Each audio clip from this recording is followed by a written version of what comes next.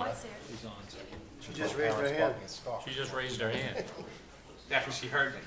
Oh, And I should China, you want in? talk to I somebody. can't see it. She's already in. All right. They can listen in. They just, in terms of when they speak, I have to let them in. Okay, it being close to 7 o'clock, I call the May 15th, Wednesday, May 15th, 2024, meeting of the Finance Committee to order. First item, item is public comment. We're back to normal. Approval of minutes. Has everybody read and agree with the minutes? For April 17th. That's when we carry forward. Okay, we need one for this. I didn't have- Okay, yeah, almost got Okay, roll call vote to Alright. approve. George? Yes. Heather? Yes. John? Yes. Bill? Yes. Chana? Hold on. Yes. Okay. You're Mike? on. Yes. And Lauren, yes. Okay. Okay, unanimous vote. I'm gonna leave. 2 absent. I'm gonna leave China in just so she can go in and out. Obviously, it's her. Okay. Mr. Town Administrator, it's your budget. Oh, all right. So, dear Mr. Chairman, really quickly, before we get to the meat of the meeting, public education. Not just Franklin Public Schools, we also have 2 other accounts. Last year, we were graciously visited by both the superintendent of Norfolk Aggie and the superintendent of Tri-County. Both had commitments tonight and were unable to make it. In your packet over there, Tri-County left a basic outline of their budget for folks to read. But all in all, the main issue with Tri-County is in the debt service line item on the control sheet. The actual building project has started to commence and be put in there. Again, it was a debt exclusion, so we raised the revenue to pay for it. And then when the project's over, the tax rate sunsets. Excuse me, other than that, their budget is pretty straightforward. And the same thing with Norfolk County Aggie. I think an additional student has gone there in FY24. And so the budget went up a few $1,000s. We'll correct that at the year-end transfer. And then the final numbers will come out later this summer. Just so folks know, again, I say it a lot, but for new people that are listening at home, usually the state budget doesn't get done until late in July. And so we don't really plug in the actuals for any of the accounts in the schools until usually November before the tax rate. There's one exception that we're making this year to that, which I'll speak about in a few minutes for the school district. But the numbers for Tri-County and Norfolk Aggie have been very, very steady for a long time. And they really don't spike too high or too low. It's usually the difference of a few students. And I'm happy to answer any quick questions that folks may have. How many kids go to Aggie this year? I think it's like about 10. Is that it? Yeah, it's a small number. And Tri-County with the largest, The second, North Attleboro is the sorry, largest. 2, North Yep. Attleboro. Yep. Yep. I have a feeling that might change when the new school opens. If you build it, they will come. Which makes sense. Franklin Public Schools. Yeah, so Mr. Chairman, really quickly before they get started, a couple of notes, positive notes. Number one, I thought it might be interesting for folks as Bob and Lucas come up to do their presentation. There's been a lot of weird comments people have sent me over. I don't do social media, as you know, but people still send me screenshots from time to time.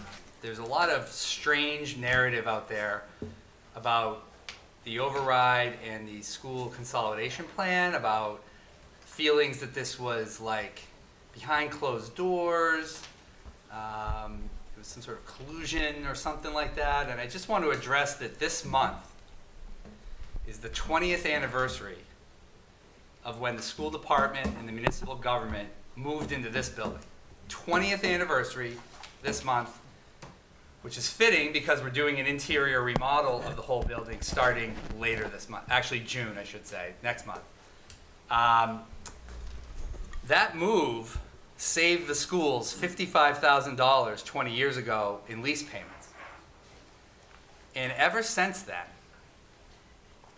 it has been the priority of the schools and the town council for us to work together. So when people kind of use this very negative narrative, it kind of bothers me. Because when you're in the municipal circles that Lucas and I are in with our superintendent colleagues, I still have yet to find another municipality where the superintendent of schools and the town manager literally have offices right next to each other. We are in a very, very fortunate situation, something both the superintendent and I take seriously. You almost feel like you were given something, a tradition that you have to continue to pass on, and it is a really beautiful one. So when people have this negative narrative, it does bother me.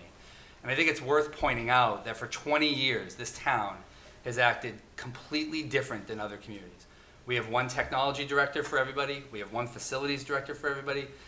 And as Bob Dutch also knows, as somebody who's been in this business a long time, it's very, very unique where our operations and how we work are completely commingled in just about every single thing we do. Every single department on the municipal side has some relationship to the school department in one way or another, or helps them in some way, and vice versa as well. So when people kind of make these backdoor deal comments, well, in some ways it's kind of true because our offices are right next to each other and we see each other in the cafeteria, the hallways, we meet each other in each other's offices all the time. And that's something that the community is proud of. It is not a negative. And when the folks moved in here 20 years ago, we saved the school budget a lot of money. Also, the ECDC was a part of that move as well, which also saved more lease money. So in the way that we operate is totally unique than any other community in Massachusetts. And I thought it was a little serendipitous with all of this coming out now that Mike D'Angelo happened to bring to my attention today, that it was 20 years ago right now that we moved into this building and began a whole new tradition and a very unique style of government in Massachusetts that honestly a lot of our colleagues are oftentimes very jealous of, because in most communities the schools live on one side of the town lives on the other, no one talks to each other, and that's not the case here. We coordinate, we collaborate, and we communicate very well. Number two, Mr. Chairman, I can't say enough congratulations to the school committee last night, and Lucas and Bob for their incredible leadership on the consolidation plan with the schools. I know that there are a lot of unanswered questions out there, and I think as Lucas made very clear after last night's vote, the hard work is still yet to remain, and we hope that there'll be a lot of community engagement following this process along. But make no mistake, when I go to my colleagues and say a redistricting plan included 2 elementary school closings and a consolidation plan of a variety of things, that is a truly, truly historic and monumental effort that was done. It's been long overdue, but better late than never, and I really congratulate the school committee on an amazing job to be able to finish that within the time frame they do. And the last bit of good news, Mr. Chairman, on your packets tonight, and it'll all get posted in the budget book online. Normally what we do is we go through the budget process, and then when the state gets their final numbers done, we change the numbers later in November before the tax rate. But my finance staff, and thank you to Carrie and Chris and Karen and everybody, put in a little extra time to revise the voting document that's before you. And the budget book is in process, and it'll be ready for next week. You know, it's a lot of work to just do all this, package it, get it back online and everything. But we did include the Senate Ways and Means local aid numbers, which is giving the school district an additional $335,000 in the budget model that we can firmly count on, as long as the state doesn't come up with some weird way where they want to drop that money, which I've never seen in my life. The school district now will see an increase of $3.335 million from last year to FY25, and that's the largest increase in 1 year the school district has ever seen in the town's history.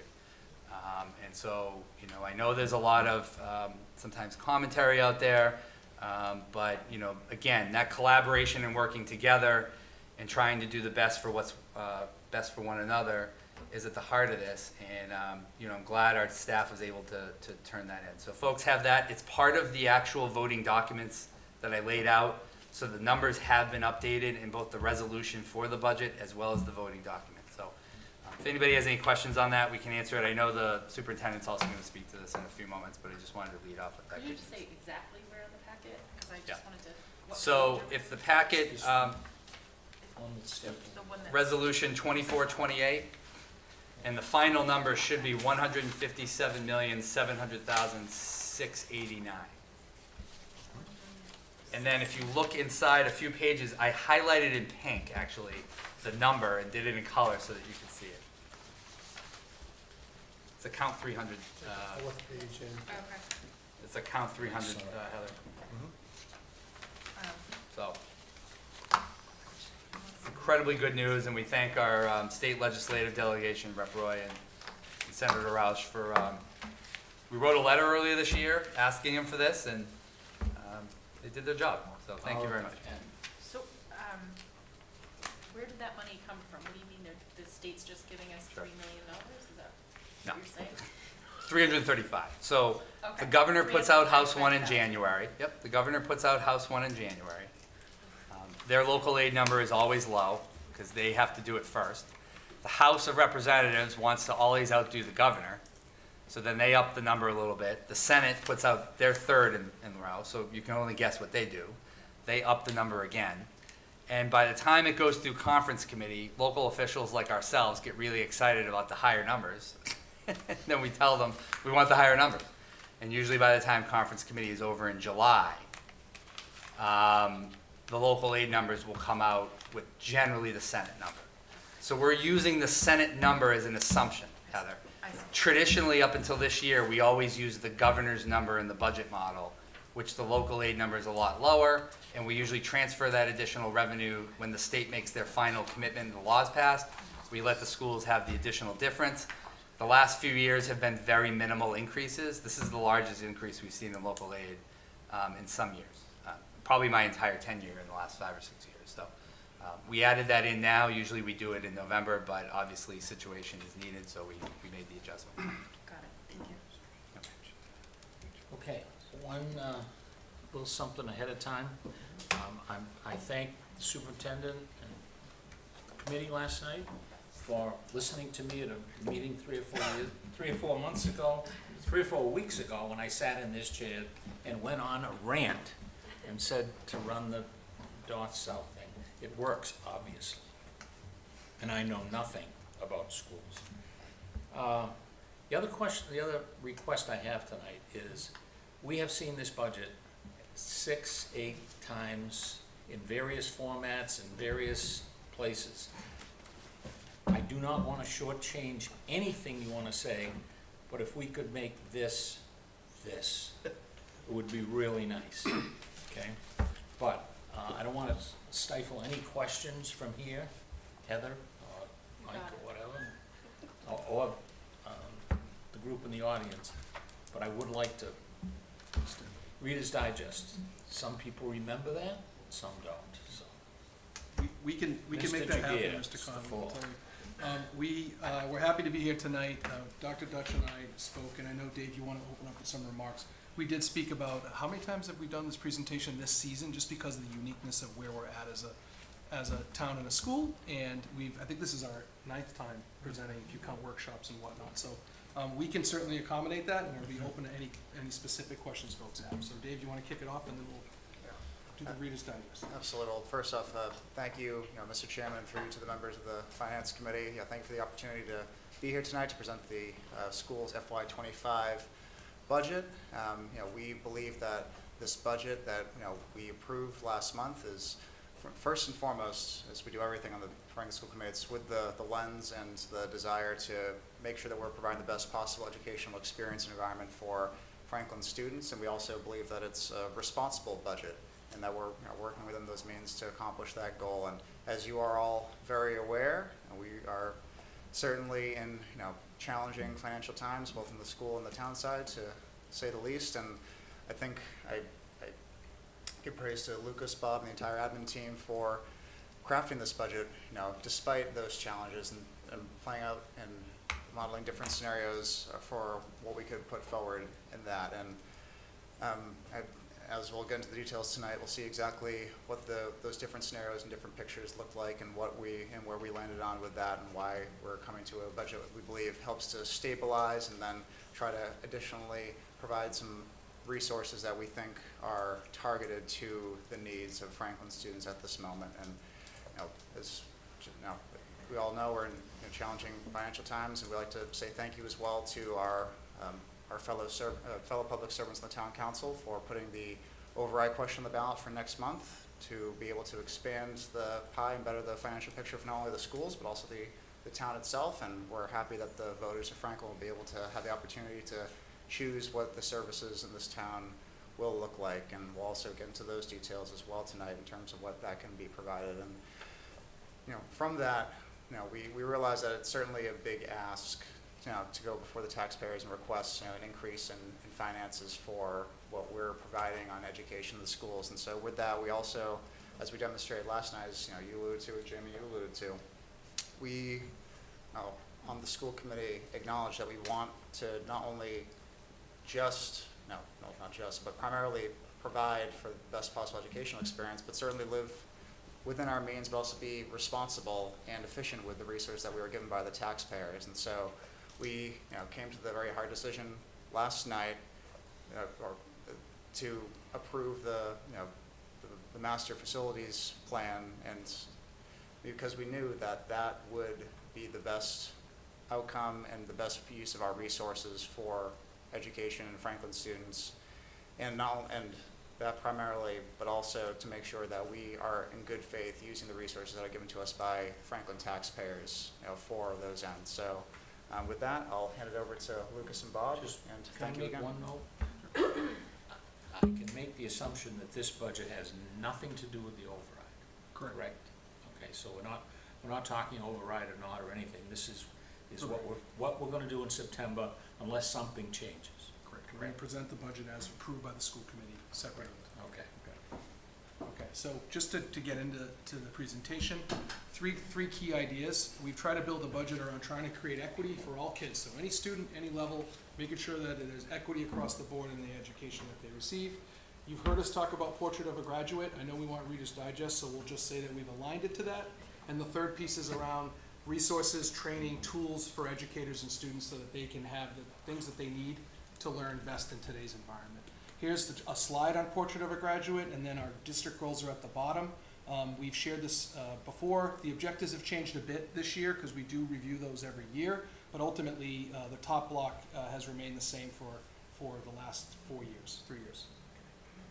This is just a timeline, just to give you a sense of kind of where we are today. We're in the second to last circle of the marathon, which is the budget season, and we backed it all the way up to July of 2023 when we were beginning conversations, I think not just as a school, but as a community, a town and school, about the budget and kind of how we would lay it out. So this just kind of overemphasized that.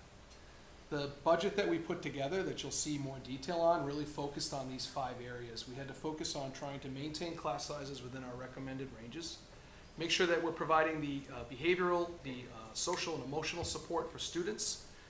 Our literacy initiative and advancement for the students. We are an academic institution, and that's one of our primary goals this year around literacy, including previously funded grant positions that included some counseling positions and whatnot into the budget.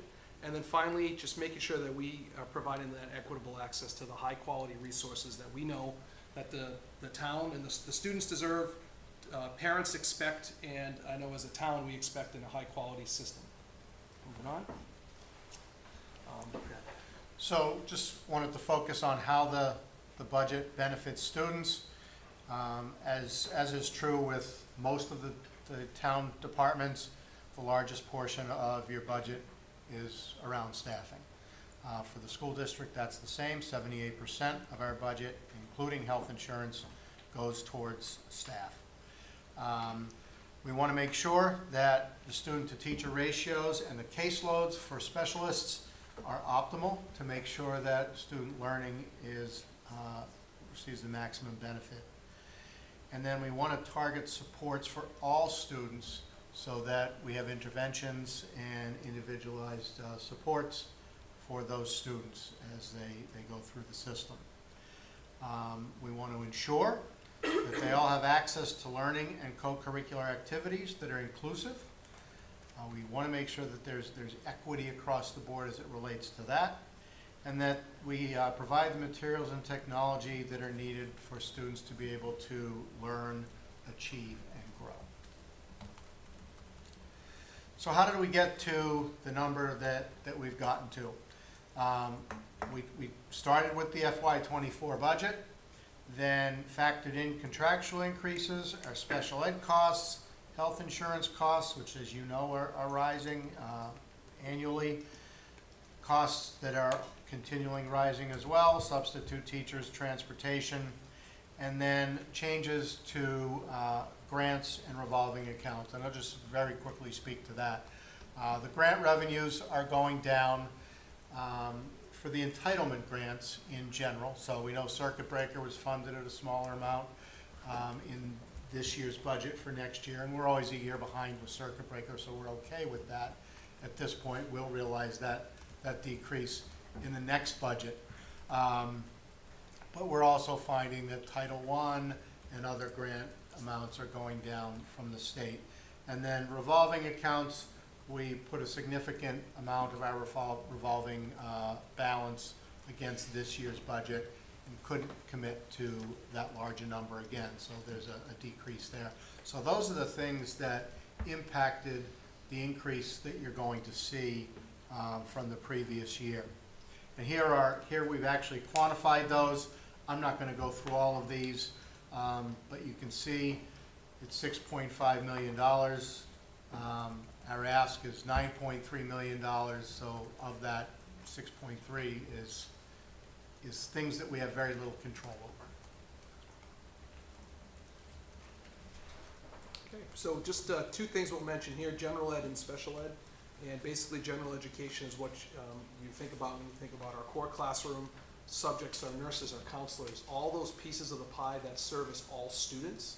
And that includes extracurricular and co-curricular activities. Any program that's benefiting all students within the Franklin Public Schools is considered in that general education realm.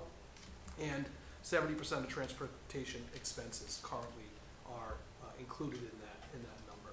So that's just what we think about when we use that word, or you see it in the budget book around general ed. That's what this is referring to. Mrs. Morano is going to speak briefly to special education for the next two slides. Okay. Hi.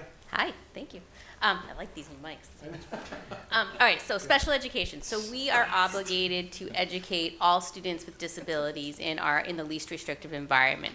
So what we focus on first is based on what the student needs, and has to be individualized. So obviously we look to educate our special ed students within the general ed classroom. We might do some pull-out services, but if we cannot meet their needs, we have specialized programs in our district that we can service students with like profiles, so with specific methodologies that help them access their curriculum and make progress.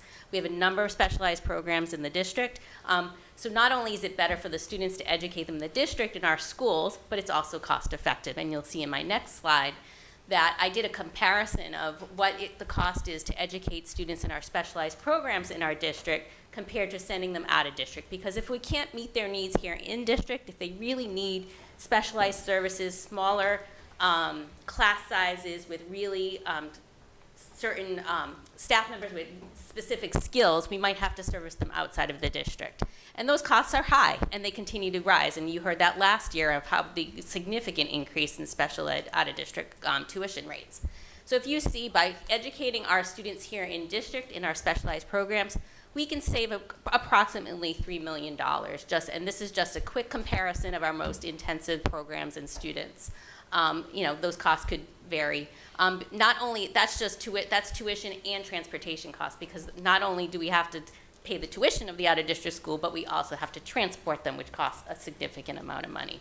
So we are very fortunate here in Franklin that we have these specialized programs. And in my opinion, not only is it cost-effective, but of course it's better for students. Thank you, Mrs. Morano. This is just, oh, Just go one ahead. quick question. Sure. The in versus out of district is the, can you go back one? The estimated savings, $3 million at the bottom, which is a nice number. Is that embedded in this budget? That's basically cost avoidance because we pay the cost per pupil you see in the FPS cost per pupil, 40, if you were to tally the 48,623.71, are you seeing those? Yeah. So basically, if we did not have the in-district program, these are a sample of 4 of our most intense. We have more than 4 programs, but this is what the 4 most intensive programs we have. What we would pay if we did not have in-district programming within the district, and some districts don't, So actually. the $3 million is basically embedded in the budget. No, that's It's right. re- Yes, it's indirect. represented in the budget. It's Yeah. It's a indirectly, savings. yes. Okay. It's a savings. It's money we didn't spend. Correct. That's Correct. correct. Correct. So we're still spending the 7.4 million for the out-of-district, Yes, but we, it would have been 10.4. it would have been 10. If not if even we more. didn't have the programs. Yeah. Correct. Exactly. And so do you, can I ask? No, Is that- Do you have, I'm sure you do, but have like some sort of goals to have even more in-district programs to get that 75 I mean, we into could, this category? sure, down if we there? had space. I mean, of course, it's initial a cost. space issue? It's, Is there that could what be a it is? space issue. There Yeah. could be also, we need more staff, and specialized staff. I mean, there are some students who just cannot make progress in our district no matter what specialized program we have. It could be the size of the schools, it could be for a number of reasons, and they truly need an out-of-district program. And we do whatever we can to make those decisions. You know, obviously, we choose a program that the student needs, but also, you know, we try to be fiscally responsible as we do that. So we look for start with collaboratives that are a little less money and whatnot. So yes, we could expand. We're also going to speak a little bit to the plan that was put forth and Right. recommended last night, the approved master plan, can hit on that. So maybe we can Yep. pin, but Pause come back and, to yeah, it. and come back. Yeah. Also, just to keep in mind, there are some students that have needs that they're the only student that has that Right. sort of need, so it's not financially practical to create a program for one student. Absolutely. You'd need And- enough yeah. enough students to make it Create a worthwhile. cohort. Yeah. And we also try to bring students back to district. So if they're making progress in their out-of-district program, we can fade some of that specialized instruction or support services, then we can bring them back to district to one of our specialized programs or to, more. So is that, is that reflected in the 7.4? Like if some returned or something, it would be, maybe it would have been 8 or something like Yes, that? So now absolutely. it's Yeah, so I think we're 7.4. bringing probably 3 Yeah. to 4 students back to Okay. district in the fall. Okay. Do we get other district kids sent to us? Well, that is our plan, so if you will see that in the upcoming slides, that if we have enough staff, if we have room, we could always tuition students in. Currently, we have students, a student that moved out, the family moved out of the district, but the other receiving district asked if we could keep the student for the rest of the school year so that then they could prepare for a program for him. And we did that because we had the staffing for it, we had the equipment, it just made sense, and it was what was best for this student. So we do have opportunities like that if we have room in our programs. And that student, that district is paying tuition for that student. Right. So do we have, I really like this slide. So is that part of the 3 million? The If tuition? we're like receiving? No. No, we didn't account in We the slide didn't because account. we had this slide before that. Savings reflected in the 7 million. Even more, yeah. Yeah, Yeah, the tuition is, Right. the tuition would not be, any tuition that we did get would go into a revolving account, Okay. just like transportation or athletic fees. It would be a revenue-producing program Right. that we could then use for special education to offset costs, Okay. not for other things. So you would never see it here. Oh, okay. You might see it on the balance sheet side where we're looking I at think that's what I'm- revenue Right. to offset total expenses. I think this is a good example of when you have capacity and when we've typically run some pretty tight margins around staffing and, trying to meet the needs with the funding we have. I can remember times where we've had other districts contact us to say, hey, we've heard about this in-district program. this collaborative is gonna charge us this much money, would, you know, could we, would you be willing to take the student? And we just haven't had, we've had one teacher with a class, and it's like, we can't do that. It's not our goal to become a special ed, specialized tuition-based program, but it does make sense where there's opportunity, where if we have the room and we have the staffing to supplement, it could, in essence, you could end up in a scenario where, it could self-fund the educator, the salary of the educator we're paying in the room. There's things like that, that with capacity and with the right organization and support, we can look to try to do that, so. Can I move off now? We ready? Okay. March on. Yeah. This is just a quick tale of four budgets was how we started this journey back in December, I want to say. We obviously have talked through this at length, and we've landed at the level service plus, which is what we named it. You've heard it presented 6 times. We'll keep moving, Bob, because there's more detail about what that means. Here we go. So the approved budget is a level service budget plus, and what it does is it preserves the same level from FY24 to FY25 as far as services. So the programs, staffing, supplies, etc. It also provides some additional staffing to ensure class size ranges, and then partially restore FY24 cuts. It stabilizes the budget to allow a proactive approach so that we're not constantly being reactive, and allows us to innovate, kind of like we were talking about the specialized programs that we're looking to bring in, and Lucas will speak more to other opportunities that we think exist. So you can see the dollars here, and you've seen it a lot, as you said. It's a $9.3 million increase at 12.96%. Okay, so this is part of the approval of the school committee was to not only look at what we owe in contractual obligations, but the remaining amount that you see in the total number reflected needs that we had within the district. And you'll notice for most, you see Strive, that is one of our special education programs in district.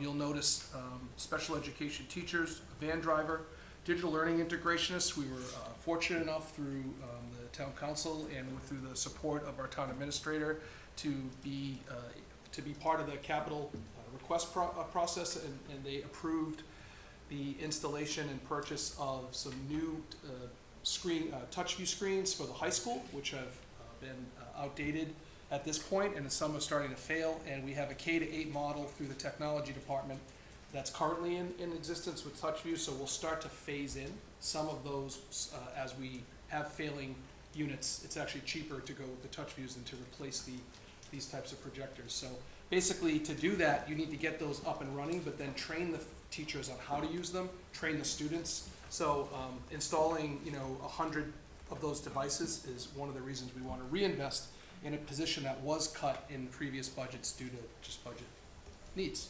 So this is a rundown. You'll see a business teacher there. We're requiring at Franklin High School now that every student must take a financial literacy course and understand compound interest.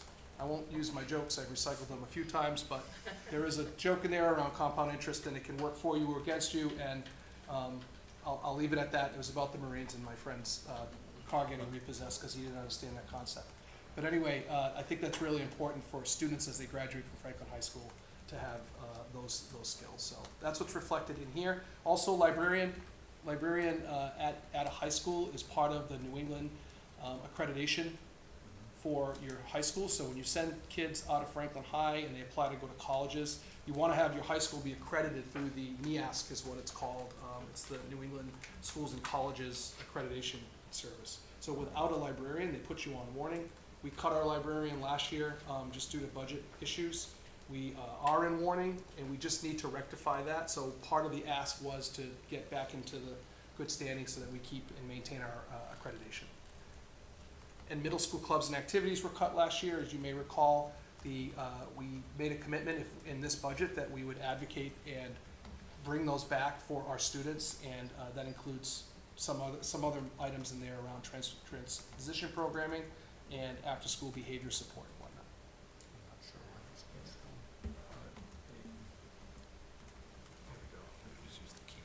I think the space bar might work too. So here are your numbers. If we were to add in the class size numbers for keeping class sizes within the averages, if you hit the space bar, Bob, what happens in the current model, if we were just to continue, the numbers jump up. So our recommendation at the K level is to have 18 to 22 for students. If you jump past 22, particularly in those primary grades, that's not what's recommended. So that's why you'll see the 24, you'll see 27 at Oak, and I think there's a 25 in there, I think, at the bottom, or no, 23. You want to speak to that, Bob? Yeah, I think it's important to note that the plan that was approved last night addresses this challenge. When you have a school with only 2 classes in a grade, and you end up with 25 or 26 students in a class, the only solution is either have it oversized or add another teacher, and then your numbers are significantly lower. And there's a cost associated with that, obviously.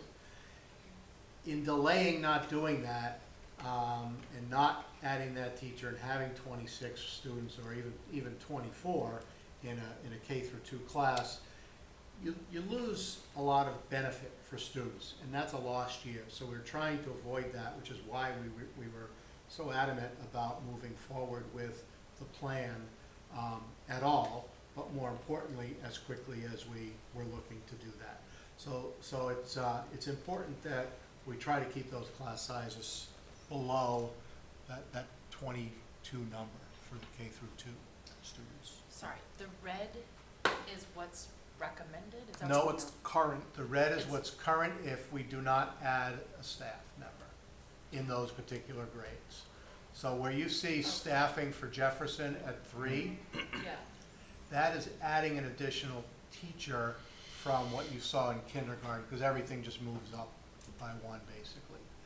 So there are 24 this year in kindergarten in each class, not optimal.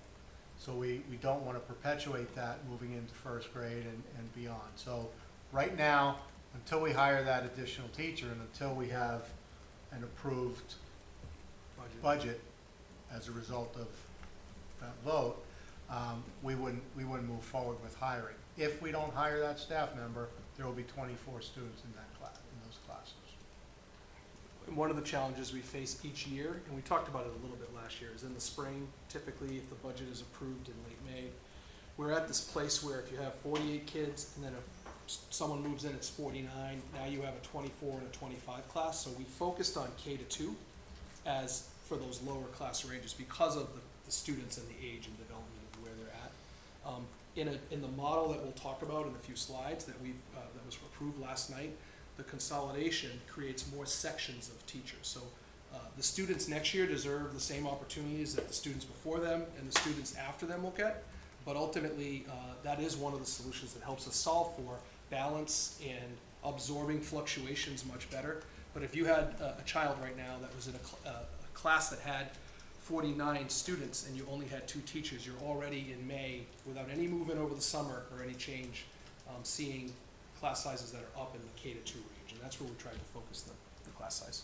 You wanna, yeah. So this is Parmenter's on there as well, and you can see what happens to their class sizes. So we'll move on. So just we're coming around in the corner on the presentation, basically to stabilize and preserve what we have. Currently, the budget that we have put forth is really about trying to preserve. It's not all about adding new. It's about making sure we can continue to offer the AP programming, which is advanced placement, keeping the fine arts electives available for students, looking at senior project, any type of elective course that's not required. If we run into a budget where we're making significant cuts, that's really, I'm using the high school as an example. If you start to cut the high school and try to meet the budget number without having the funding that we've put forth, which is on the ballot for vote in June, basically what happens is we'll have to prioritize the classes kids need to take to get a diploma. So that means you just focus on the English, math, science, social studies, and then you don't get into some of the other classes that we have now that we want to preserve. Kids like forensic science, some of our business courses, you start looking at science electives, things like that. that really help enhance what we offer for kids. And also, if you're going to college for a specialty, it's nice to get a few high school courses that are in the same kind of range. If you want to go to become a business major, taking a few of those finance type courses beyond just financial literacy would be important. Finally, the co-curricular programming and what we offer, you see a few up there. And then your extracurriculars. The way we've looked at modeling out our budget, we've had to look at the fee structure for athletics, for transportation, and we'll talk a little bit more. On the right-hand side, we also tried to show what's the investment. It's not just about preserving what we have, but what can we do if we have the room and the space to provide more programming. I spoke about this at one of the joint budget subcommittees, and I know some of you have already heard it, but basically we've met with the fire department to look at some civil service opportunities to partner with them. It seems to be a win-win on so many fronts, but we're looking at how can we provide EMT course certification, either after school or in another form or fashion, to get students to have that done before they walk across the stage, then just get right into paramedic. And it seemed like cutting down that timeline was a win-win for everybody. We also have in here career pathways, Chapter 74, which is a specific type of grant funding where if you have the series of classes that are in alignment in the medical side, it could be broadcasting, it could be, for example, with police and fire, it's in that legal and protective services. If you have the right combination of courses, you can provide a pathway that leads to either certification, additional state funding, but they need to see that you've committed to building that out and have the resources to provide it. In a budget where we cut, as I just mentioned, when the electives drop off, when all those things come off, you're not really eligible to tap into any of those. And finally, early college. We had this a long time ago, but we're looking for ways to partner, and I know Dr. Rogers has been instrumental in working to try to build that back up and develop a system where if you take high school classes at Franklin High, we are working to get them to also count for a college credit as students go through high school, to try to give them an advantage moving forward. But when you're in a necessity budget, you have to focus on the diploma, and that's where this stabilize. What do we mean by stabilize and partially restore? This is what we mean. So as you look at the impacts of funding below level service, we've started to take a look at what would be the reductions. So obviously all the things that we've asked for would be eliminated. So that's $1.6 million. We would see also a reduction of 47 FTE across all levels. That includes administrators, teachers, support personnel, every sort of position. And that's $2.7 million. Reductions to supplies and programs, $900,000, and that includes some professional development, the things that schools buy, paper, those sorts of things. And then we're looking at increased fees. We've made a recommendation to the subcommittee, policy subcommittee, and we'll bring it to the school committee at the next meeting, to look at self-funding athletics, where we'd be increasing the costs in a tiered basis based on the sport and the specific operational costs for that sport. So hockey, football, those would cost more than, say, golf. Increasing transportation from $360 to $500 per person with no cap on per family. Increasing clubs and activities. An increased fee structure as a percentage to early childhood tuition, adopting a student parking fee at the high school, and then building use rentals. Those fees have not been looked at for several years, so we're looking at a 5% increase in FY25, and then a 3% annual escalator automatically. And we're looking at that annual escalator for all of our fees moving forward. So that's an increase of $1.1 million, and that's where you get to the $6.3 million that we would have to cut from the budget. Obviously, that number might be a little less, thanks to the town administrator affording us that $335,000. So we do appreciate that. If you ever want to say that again, Bob, feel free. I'll take it. Anyway, yeah, thank you. It'll be his voicemail tomorrow. Right.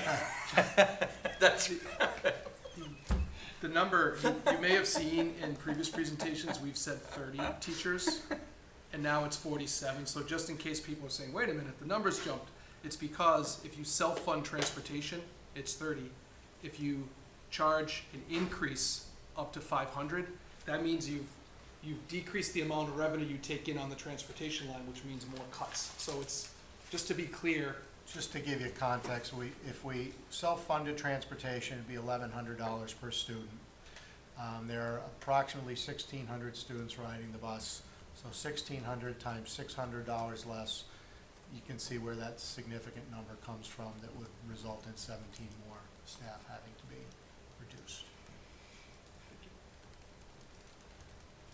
this, I think we covered this at joint budget, but ultimately we are all committed. I think at this point, it's about trying to eliminate that culture of volatility and just kind of hitting this point in the year with uncertainty, but trying to build out a predictable model that we can budget for. And I think that's what was the impetus of trying to make sure that we have a stabilized budget so that we don't have to live in this area. And I think we're seeing the impacts. It's been difficult to recruit and retain folks, and we're putting some strategies together for that. But with a budget that is sustainable and creates solvency, I think we set ourselves up for better success. I think that's the whole presentation Jamie and I did 2 weeks ago. So.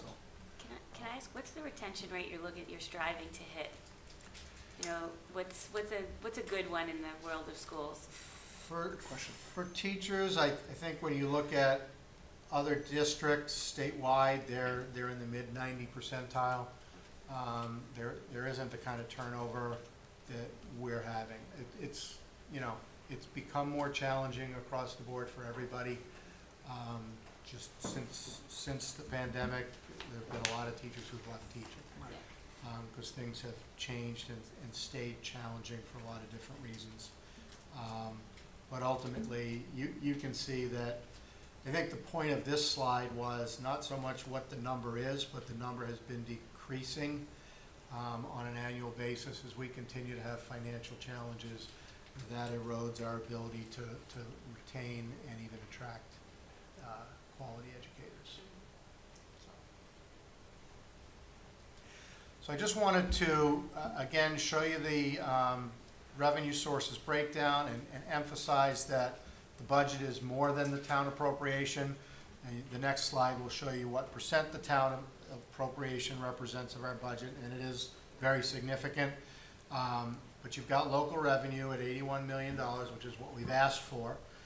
Chapter 78, which is part of that $81 million, which is why it's offset there a little bit. I don't want you to do the math and add. Circuit breaker is a grant primarily.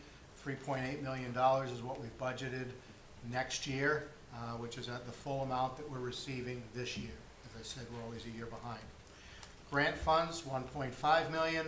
Revolving funds, $2.5 million, so that our total budget, all in, everything that we spend is $89.2 million, of which $81.3 million comes from the town. And there it is represented. The pie shows you how significant the town's contribution is to our budget. Sorry, could you just go back one slide if you don't mind? Just for- just this- While she's looking, what is circuit breaker? Circuit breaker is a special education reimbursement formula for out-of-district students. So they establish a threshold, I think it's up to $45,000 now, that we're responsible for. Anything over $45,000 for a student that we spend on an out-of-district placement, we get reimbursed 75% of that. So for us this year, as I said, it's $3.8 million that we're getting reimbursed of those out-of-district expenses. Do they fund it every year? They fund it every year. Most years it's gone up. Next year it's going down. So we can anticipate a little bit less unless our out-of-district costs go up. What part goes down, the percentage of reimbursement or? The percent, well, the total amount that they allocate. So ultimately it is the percentage that goes down. If they put $1 billion against circuit breaker for the entire state, that should fund 75%. I'm just using numbers that are not realistic. If that number's less, then the percentage will be less. And is that with the 7 million that we saw earlier? How Yes, do you- that's, that already takes this into account? no, No. that 7 Okay. million would be So it costs us offset. 7 million and then we get 3.8 back. Correct, yeah. as circuit breaker, which is why it's in the budget the Yeah. way it is, Got it. as because it's a revenue source is what it is. Do they cap you anywhere? Do Nope. they, no? They do not. Okay? Thank you. Yep. Okay. So, we wanted to address many of the questions that are coming about the 60-40 split in the pledge, and also just to give you a projection of our budget moving forward to identify, so that everybody understands the sustainability of this in conjunction with the plan that was approved last night. So basically, you see the town appropriation for each year, the value of the override each year, assuming a 2.5% increase of that override amount. The school's portion, which you're seeing, and then what percent increase that represents to our budget. So you can see it's 5% down to 4.68% over the 6 years of this pledge. That's double our historical percent increase. We historically get around 2.5%, $2 million. We're looking at 4 million plus in each given year. Additionally, with the influx this year, it would boost our percent of the total town's budget to 54.94%, but I think I used the wrong number as my basis to start from. But ultimately, what you see is that our percent of the town's budget continues to go up, even though we're at 60-40 and not getting all of those funds. I think that the biggest benefit to all of this is that it is predictable. Right. We know what we're going to have each year, and if you know what you're going to have, you can live within those means. You know that from your own personal budget. And it doesn't matter how much you earn, you generally live within those means. And if you make less, you still live within those means. So similarly, it gives us a snapshot of where we can go. Through Mr. Chairman, so this is a great chart. I just want to, the question you asked earlier is the override included or whatnot, right? Ultimately, what you have up in the FY25 category, just so folks are clear, the town appropriation is 81.3 million. That is not the number before you tonight. Correct. In the recommended budget. That is basically the difference. The appropriation in the budget model right now is 75.3 million.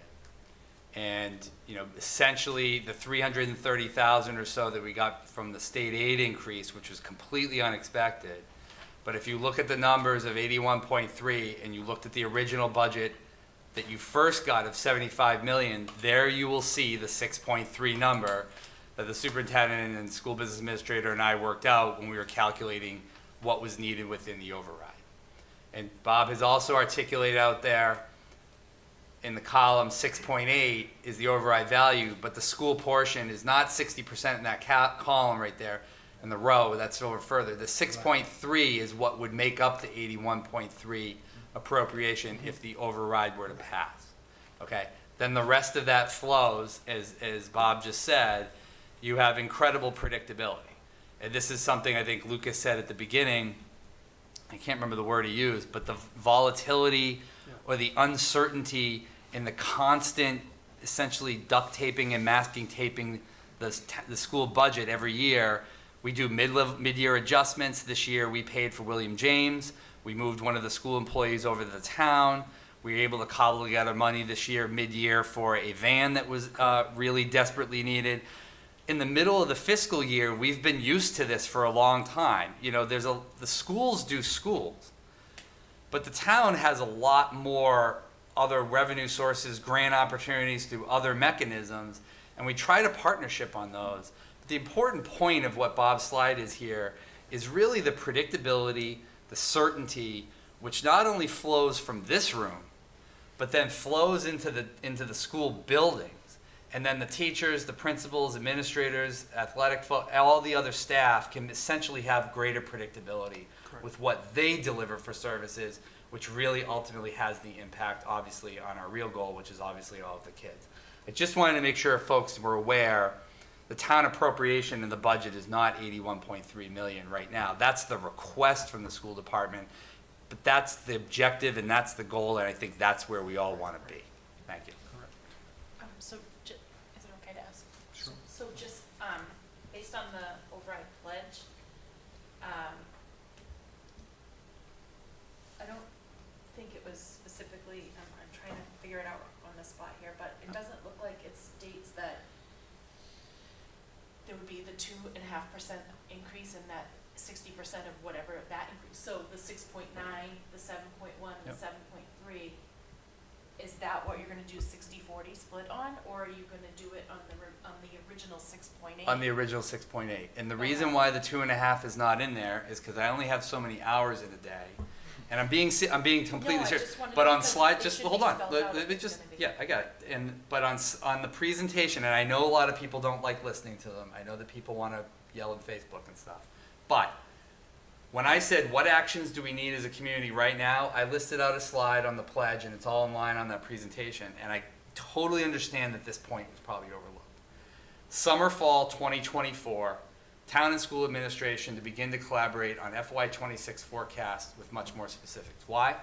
Last night's vote was critical by the school committee to determine whether or not that path was going to be chosen. If the answer was no, well, the school business administrator and I have different calculations we have to make. If the fees go through one way or another that the school business administrator was proposing, well, that's different as well. The override fate, yay or nay, additionally. But once we get to summer, we can begin to model out the 2.5% that Bob has already sketched out right here. So is this? The MOU is would the never school- have in it a 2.5 rider on it. That's already assumed in the budget model that we always Is do. the school assuming that? Yeah. I did when I did this. Okay. But when, Right. like, in all the other projections and everything, or just this? I one slide? always don't do wanna- the 2.5%. Okay. Because that's our Prop 2.5 revenue growth. If I give the schools 5% one year, then I've got to cut from other areas of the municipal budget, right? I mean, and this is basically the nexus of the discussion of why we're here with an override on the ballot and why they were dealing with redistricting, right? And this may be new for some folks, but 2.5%, if you just go down the voting document, just 2.5%. Yeah, just to clarify, my calculation, it's the school portion, 60% is 60% of the 6.9 million. Right. So it may, if the pledge is stating 60% of the 6.8 million, then that's 4 million every year, basically. It's not Right. that And number's gonna be that's static. what it says, so I just wanted to be clear. That's right. Because Yep. this is what was given to the town, was this way. And I would not want the schools to assume they were going to be getting another 2.5% if that's not accurate. Or if it is accurate, we could adjust I the think pledge. it's not, my pledge is not- understanding is it's not a guarantee. Okay, That is just the budget projection, not a Okay. guarantee. fair. But I want to be very clear. Yeah, Since Mr. Nutting became town administrator in 2001, the town has always done a 2.5% levy increase. It's just No what doubt we about do. that. That's not what I'm Oh, okay. questioning. I'm Okay. questioning that, what I'm trying to say is that this pledge says, starting in fiscal year 26, no less than 4.08 million of the full operational override shall be allocated to the school department. That's of the operational override. That's not Correct. including 2.5%. It does not. Right, So because that's that already, model it's, does include it, though. he's just So sketching that out to show you. The 2.5%, it doesn't need to be in the pledge because it's what we do already. You already give that to the schools. We've been doing it for 24 years. That's my point. We don't need to write in something we obviously do. That language is very specific towards the value of the override. Read it again. I did, I'm saying that you're saying for 20-something years, you've been given 2.5% automatically to the schools? No, we raise revenue on the tax levy 2.5% all year. Right, I know, I get that. So that's I know how that. it gets to the school. Because every department gets 2.5%. Right, I think If you keep it what- equal proportions. What Heather's trying to say is this model doesn't, is basically taking the 60% on the 2.5 increased base. Yes. And you're saying the pledge said the opposite, that it No, really to do but it that. doesn't. You But have to you read it, mentioned- read the sentence again. The full value of the operational override, not of just the override number. Gotcha. Of the full operational. Override, it doesn't say of the full tax levy. Mr. Chairman? I'm just being very honest, we're being very semantical about it, and I understand, Well, this is the confusion, and this is No. the big thing, though. The We reason wanna why, make sure but everybody Heather, understands. I'm very well aware of that, Yeah. but we're in a very cramped time frame, and I understand there are a lot of questions. But What we're is nuancing defined? this, but the sentence in there is about the 6.8 million of the operational override, not the tax levy. You think I am saying it right? Yeah. Do I have? But I can like, Mr. Chairman, I think I understand the question. Are you asking whether it's compounding? Whether the 60% is compounding in the pledge? Or what, so, you know, you talk about compounding interest. Is the school portion of 60% compounding each year, or does it always stay at 4 million? Is that what you're asking? Yeah, Kind of, yeah. So, Kind of, so yeah. Max Marangelo, 127 Central Yeah, Park Terrace. yeah. I believe the question is the 60%, does it stay at 4 million each year? And you just add 4 million to each fiscal year, or does it compound each year based on the previous year? 2.5% increase on the tax levy is a given, override or no override. That does not need to be a part of the calculation in a pledge when you're trying to referee and be clear to the public about how much of the 6.8 million is going where. The 2.5% is going to get added onto that anyway.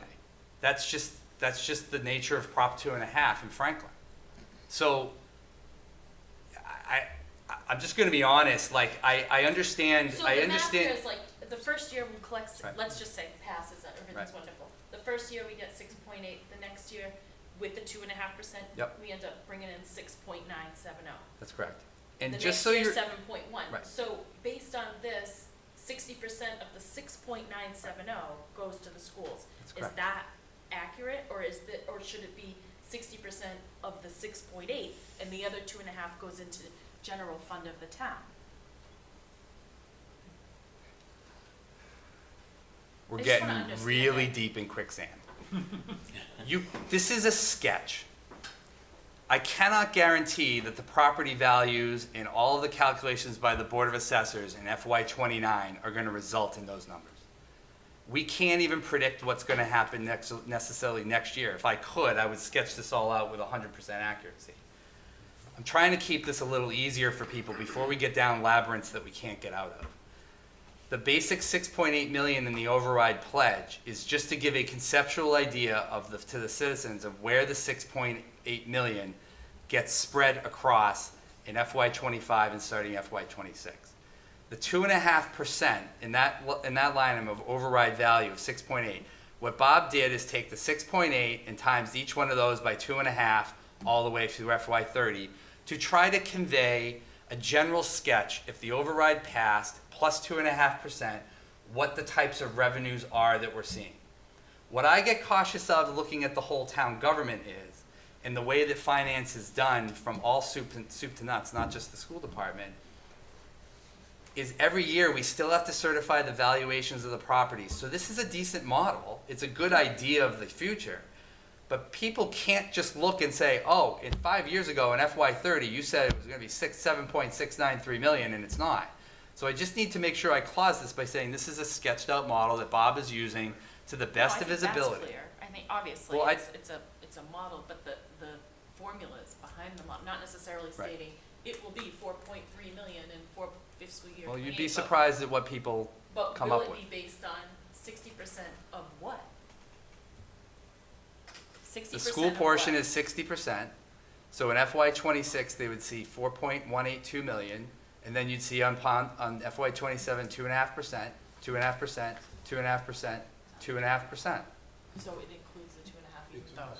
He's modeling that out with a little bit more predictability to try to model out and convey a general point that ultimately, in the percent increase column, which is what Bob is trying to get at, you're at 5.25%, and you're basically hovering around, 4.75% to 5.25% for the next 5 years. I just as easily could have put 4 million across the board for the school portion. The point was for people to understand and see what the total town appropriation Yeah. is likely to be, to allay fears that the 60-40 is not going to sustain the budget moving forward. And I can confidently say that whether it's 103.2 million or 102.1 million, Right. That $600,000 fluctuation, I won't be here, but we'll be okay, okay? I'll come back and take the heat if we're not, I guess is my point. The influx at the beginning of this, of the 6.8 million, stabilizes us. And then adding that 5% each year, give or take a couple of points, is going to allow us to continue to sustain and even innovate with the plans that Lucas and the school committee have. So that was the point of this. These are not intended to be hard numbers that we're going to come back to the town administrator and say it's supposed to be 4.182, not 4.097.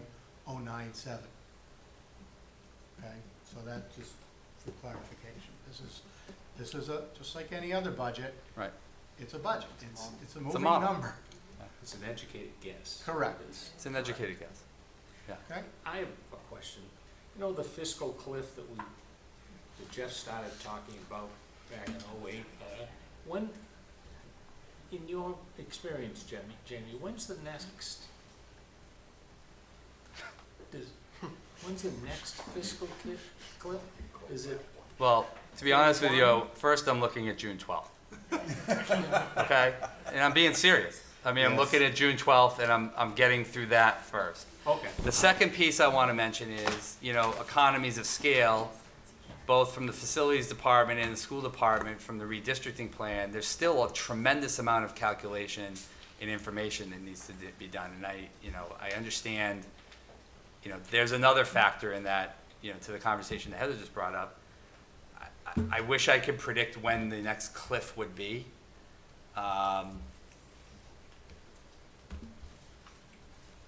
If I could predict the next cliff, I wouldn't be here. I'd be in money market accounts on Wall Street, living in Hawaii right now, making millions of dollars. A lot. I think to Bob's point, and I think one of the things that this came up recently, which is the status quo that Bob is presenting here. Again, it's just a sketch, but we don't really do status quo budgets every year. We don't just assume exactly the same thing because costs go down, costs go up. Things change, priorities change, they change month to month, let alone year to year. So I know that's really annoying, but that's how I have to behave because that's how I budget. I don't just automatically assume the exact same thing every year because cuts happen. Even the superintendent just said, sometimes classes need adjustments and they need teachers over here, but we need, there's a reduction or not a need over here. Sometimes a club goes out, sometimes a club comes in. Expenses for the DPW and facilities change. I mean, there's a lot of factors. And again, I know that's really annoying. But for anybody in a private sector environment or a public sector environment, that's how money works, that's how budgets work. I mean, things do change from month to month and year to year. So I wish I could really do a good job. Bob, do you have any idea when the next cliff would be? Not at all, and I think, there's a lot that goes into that beyond your expenses. You've also got to look at the state's revenue and what's happening there. That's a great point. We've got no guarantees long-term what's going to happen.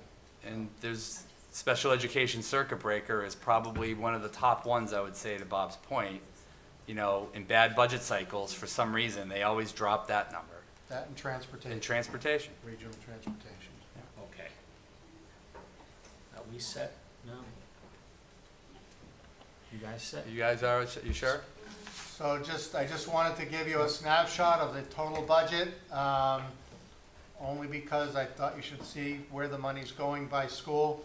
I'm not gonna go through all of this and by cost center. You can go to our website and you can see it here. You can see it in greater detail by school, and then there's an even deeper level on that page. Two additional pieces of one-time revenue that have come in since the school committee approved our budget. Shelter supplemental reimbursement, that is for the students in the hotel. We received $198,000 already this year, which we have used all but 85,000 of. We just received another check for 385,000, and there'll be another check at the end of June or beginning of July. This is for 72 students currently. The number fluctuates as students move in and out. I just want to note that we did not include this in the budget in any way because it can only be used to offset direct costs associated with the students residing in those emergency shelters. So it has to go towards them. And they're not students that we necessarily have budgeted for, so we need to keep it there for that purpose. And then finally, earlier it was mentioned the $335,000 from the Senate Ways and Means budget. We've not allocated that to anything. I can assure you we're not going to allocate it to staff so that we don't hit that cliff, and we're not looking for $335,000 next year plus to continue those staff. And again, you should record it, Jamie. Thank you for including it. It is Give me my dial tone. unrestricted government aid. It doesn't have to come to the schools like Chapter 78 does. So it could go anywhere, and he's chosen to allocate it to us. So we do appreciate Thank that, and we want to be mindful and not wasteful of it. This is just a brief update on the approved school facilities master plan. So basically, just so we're clear, we've mentioned it a few times, but just for clarity, the plan includes centralizing and unifying our middle school on one property on Oak Street, which is on the high school campus, where we'll have our 6th, 7th, and 8th grade students attend. Then what we'll have is 2 partner elementary schools, one on Lincoln Street in that complex, which will make up a K2 and a 3-5, and that will be duplicated on Washington Street at the complex and have K-2, 3-5. And basically, it's a K-5 experience for families in one building, but we've, because of the numbers, what we've done is we've dedicated K-2 on one side of the building and 3-5 on the other to create a K-5 experience, but also create a smaller community within. And ultimately, our early childhood center will stay where it is, but we're also looking to unoccupy 2 of our independent and our oldest schools we have within the town. One at 61 years old, one at 73, and 50 years is the typical lifespan of a building of optimal use. Not to say that they can and shouldn't be used, but ultimately the decision is to unoccupy the Kennedy School and the Parmenter School. With Kennedy, one of the things we would look to do is continue to expand some opportunities that not only generate revenue, but provide additional services that are tuition-based, such as a child care center. We've already toured some local communities and gone to other school systems that offer this as an attempt to recruit and retain staff and offer that as well and open it up to the broader community. They've rented to early intervention programs, so when parents within Franklin are recommended from their pediatrician or from some other area to receive services like a Head Start program, to offer that. And also we have right now our early childhood center expands beyond the wing of the building that it's in. It actually has a couple of classrooms in the Horace Mann Middle School right now.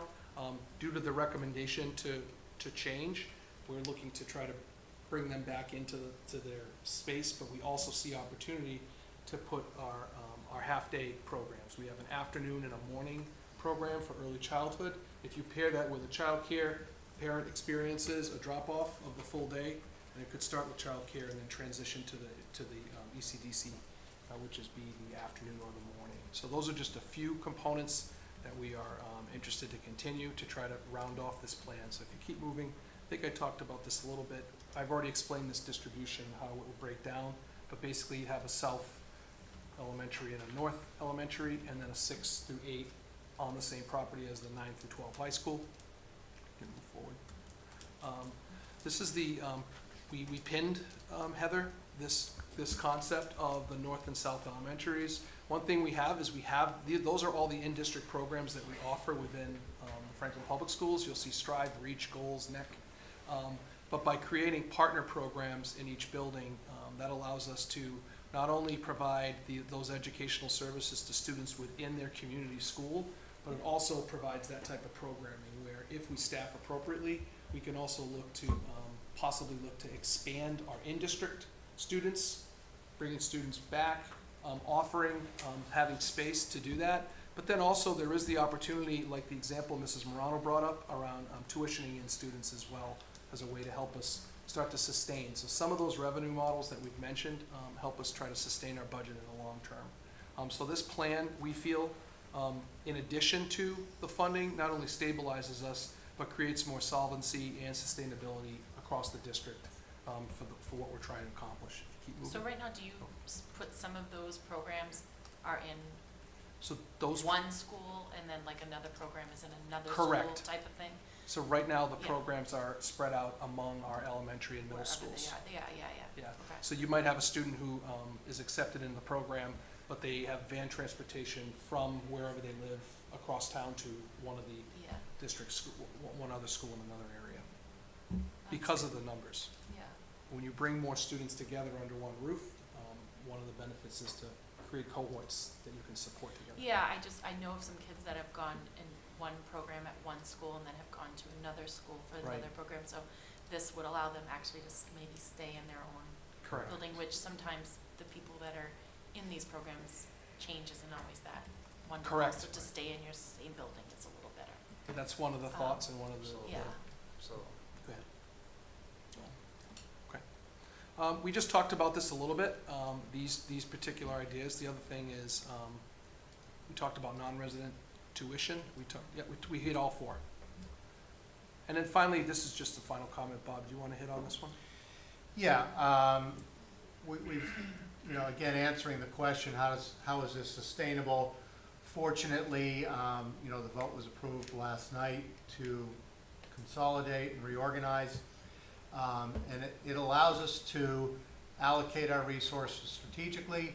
There'll be operational efficiencies, and then obviously the economies of scale, just in ordering textbooks, curriculum supplies, paper, all those things.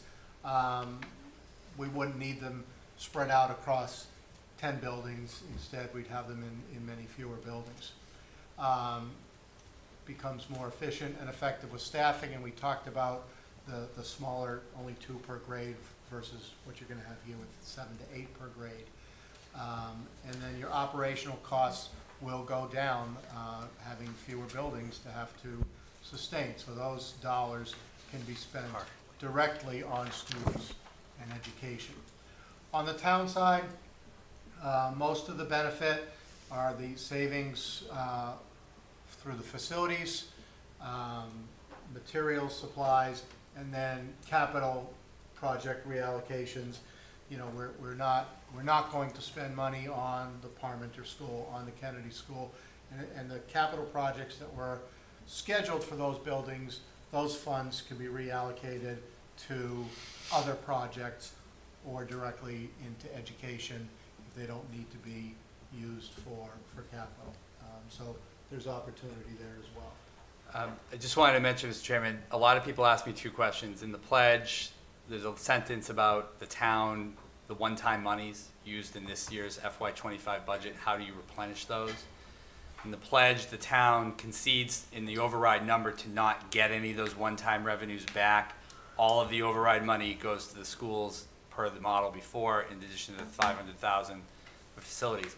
Year 2, 3, 4, 5, here's where you end up saving the amount of money to make up for that 2 million loss in one-time revenue, right? I think this is a key point that maybe we haven't been ready to always address, Well, but certainly after last night, this is an issue right here that we intend to work on over the summer and fall to figure out what those are, and be able to make up the revenue that we're using for the one-time money. So that $2 million deficit that you already have going into FY '26 because of the one-time money is made up through the economies of scale and the savings that are shown up here that we'll dig into deeper, obviously, when we have more time and certainty, over the summer and into the fall. You'll see this model play out in an FY '26 budget. Can I ask one quick question? Sure. Did I hear correctly that you're looking to repurpose the 2 closed schools into No. potentially revenue-generating places? Just one. Just one one of of the them? two. Good question. Thanks for for asking for clarification. So we're occupying the Parmenter School, and then Kennedy was a school that with the half-day ECDC program Mhm. and looking to bring in other programming such as the childcare Mhm. option would be to bring in there. That would be tuition-based. So you'd actually be creating revenue? Correct. That's what Okay. that's what we would model. And the goal is that the revenue offsets The the cost. facility costs as Right, well. Because there's gonna be some sort of cost whether Correct. it's Correct. occupied or not. Correct. Okay. So the annual facility savings of 750 grand go under the town facilities budget, Correct. not necessarily the school Correct. That's budget. correct. So you couldn't, Which one? like, take that 750 and use it for something. You could. We can ask Actually, you for it. could. You can ask for it, yeah? No, but I think that's an important point, because I can't work in a vacuum where I think of sides. When I look at the 2 million, and you look at the savings on the town side versus, like, it's not about whether the town money can go to the schools. This is something, to me, that's extremely important, because community members like to make that division. My job in the town charter, and my job anyway, is to not look at the budget as schools versus everybody else versus schools. When I look at the $2 million one-time deficit, it's not like a school deficit or it's a budget problem. And I do think it's incredibly important for the community to begin to think like that, hence the comment earlier about the 20th anniversary of coming to this building. We can't think about sides and whether it's town money and goes, because that 750, Heather, you're exactly right. In the budget model going out in 27, 28, or 29, maybe those savings actually kind of help us fund the school budget to the level that they need to be at in those years beyond. Okay. And then, A lot this going is on. It's just, tough. No, it I takes got- years no, I to. completely it understand. takes- I'm thinking yeah, about that one's easy to I'm get. on another one. Okay. already, yeah. and then I think this is the last. Last slide. Second to last slide, potentially other than questions. Just to show you where we are in the process, you saw the earlier slide started in July. We're into the home stretch. Hopefully one more presentation next week. And then time for a vote in June 11th. Reader's Digest was pretty big tonight. Yeah, Sorry, I sorry. missed it. Reader's Digest is a good periodical, but It answered some questions that I know were coming, particularly on the pledge and divvying up and all that stuff. So, Max? Hello, my name is Maxwell Marangelo. I live at 127 Central Park Terrace. So I'm a product of the special education program at Franklin Public Schools. I'm grateful for it. I did have a question regarding, over the past 20 years or so, how is the percentage of the budget for devoted towards special education, as well as for the charter school and for out-of-district tuition to Tri-County and the other out-of-district schools? How's that changed over the last 20 years? Has it been squeezing the rest of the budget, or has it remained somewhat constant? I can't really, I don't know the answer to that as far as the out-of-district tuition for special education. Obviously, as a number, it's gone up, but as a percentage, I'm not sure. I'd have to do a little bit of an analysis on that. Tri-County and the charter school do not directly impact the school's budget, they impact the town's budget. Those are paid for prior to any impact on our budget. They're a separate line item within the town's budget. But Jamie may be able to speak to that number, but I don't know what the enrollments have been, obviously the cost. The charter school? Charter school and Tri-County. Yeah, Tri-County's roughly around 2.5 to 3 million a year. I think they're around 150 students roughly. It's been pretty steady for a long time. Max, to your question about the charter school, they applied in 2014 for an expanded charter. The original charter that came out in '95 as part of the first 4 in the state was like I want to say about 375 student capacity, maybe about 400. The majority of those students were from Franklin. My predecessor was pretty clear for many years about the danger to the municipal budget of the expansion of the charter school. It's nothing against the charter school. This isn't a comment about the quality of the education. But if you look at the cherry sheet in the budget, the assessment this year is about I want to say 6.5 million, just under 6 million, 5.9 million. If you go back when I started here 8-9 years ago, that number was around 3 to 3.5. So that number's doubled in the last about 6 years, and that's because the expansion of the charter school has led more Franklin students going to the charter, which siphons off the per pupil cost from the public district to the charter school. So, Bob can attest to this too. The conversation of the charter school funding formula at the state, like we just can't, it's not a policy question to discuss. That's been litigated numerous times. And it's just one of those that, it's like unfunded mandates. It's a hopeless conversation. I know sometimes it sounds good to challenge that stuff, but in my opinion, it's a complete waste of time. Well, thank you. Thank you. Thank you. As good a presentation as I've had in the whole series of them since 2013. Thank you. I can't speak to before that. Next item, if I find the agenda. We're going to have a resolution to adopt the FY 2025 budget as presented. We'll have Mike read the resolution, then we discuss it wherever we need to, and then we'll vote, okay? And we'll do that a dozen times on various things. Ready? So, the budget that the schools are putting forth is not what they actually needed, based on what they wanted. right, this is the time. So this is the 75,324, yeah? Correct. And then they'll just have to make cuts. They have Yeah. to do what they have to do, Got it, and then pending whatever happens on June 11th, we'll Yeah. go from there, got it. okay? Mike, you wanna start with that one? Read the top page? Yep. And we'll go from there. Resolution 2428, adoption of FY 2025 budget. Whereas the Town Council conducted 2 public hearings on the FY 2025 budget on May 22nd, 2024 and May 23rd, 2024. After due notice was given in the Milford Daily News, and whereas the Finance Committee issued printed recommendations with copies made available at each public hearing, and whereas the Town Council considered the FY 2025 budget on a departmental basis, and by vote so determine the size of the appropriations for each department on May 23rd, 2024.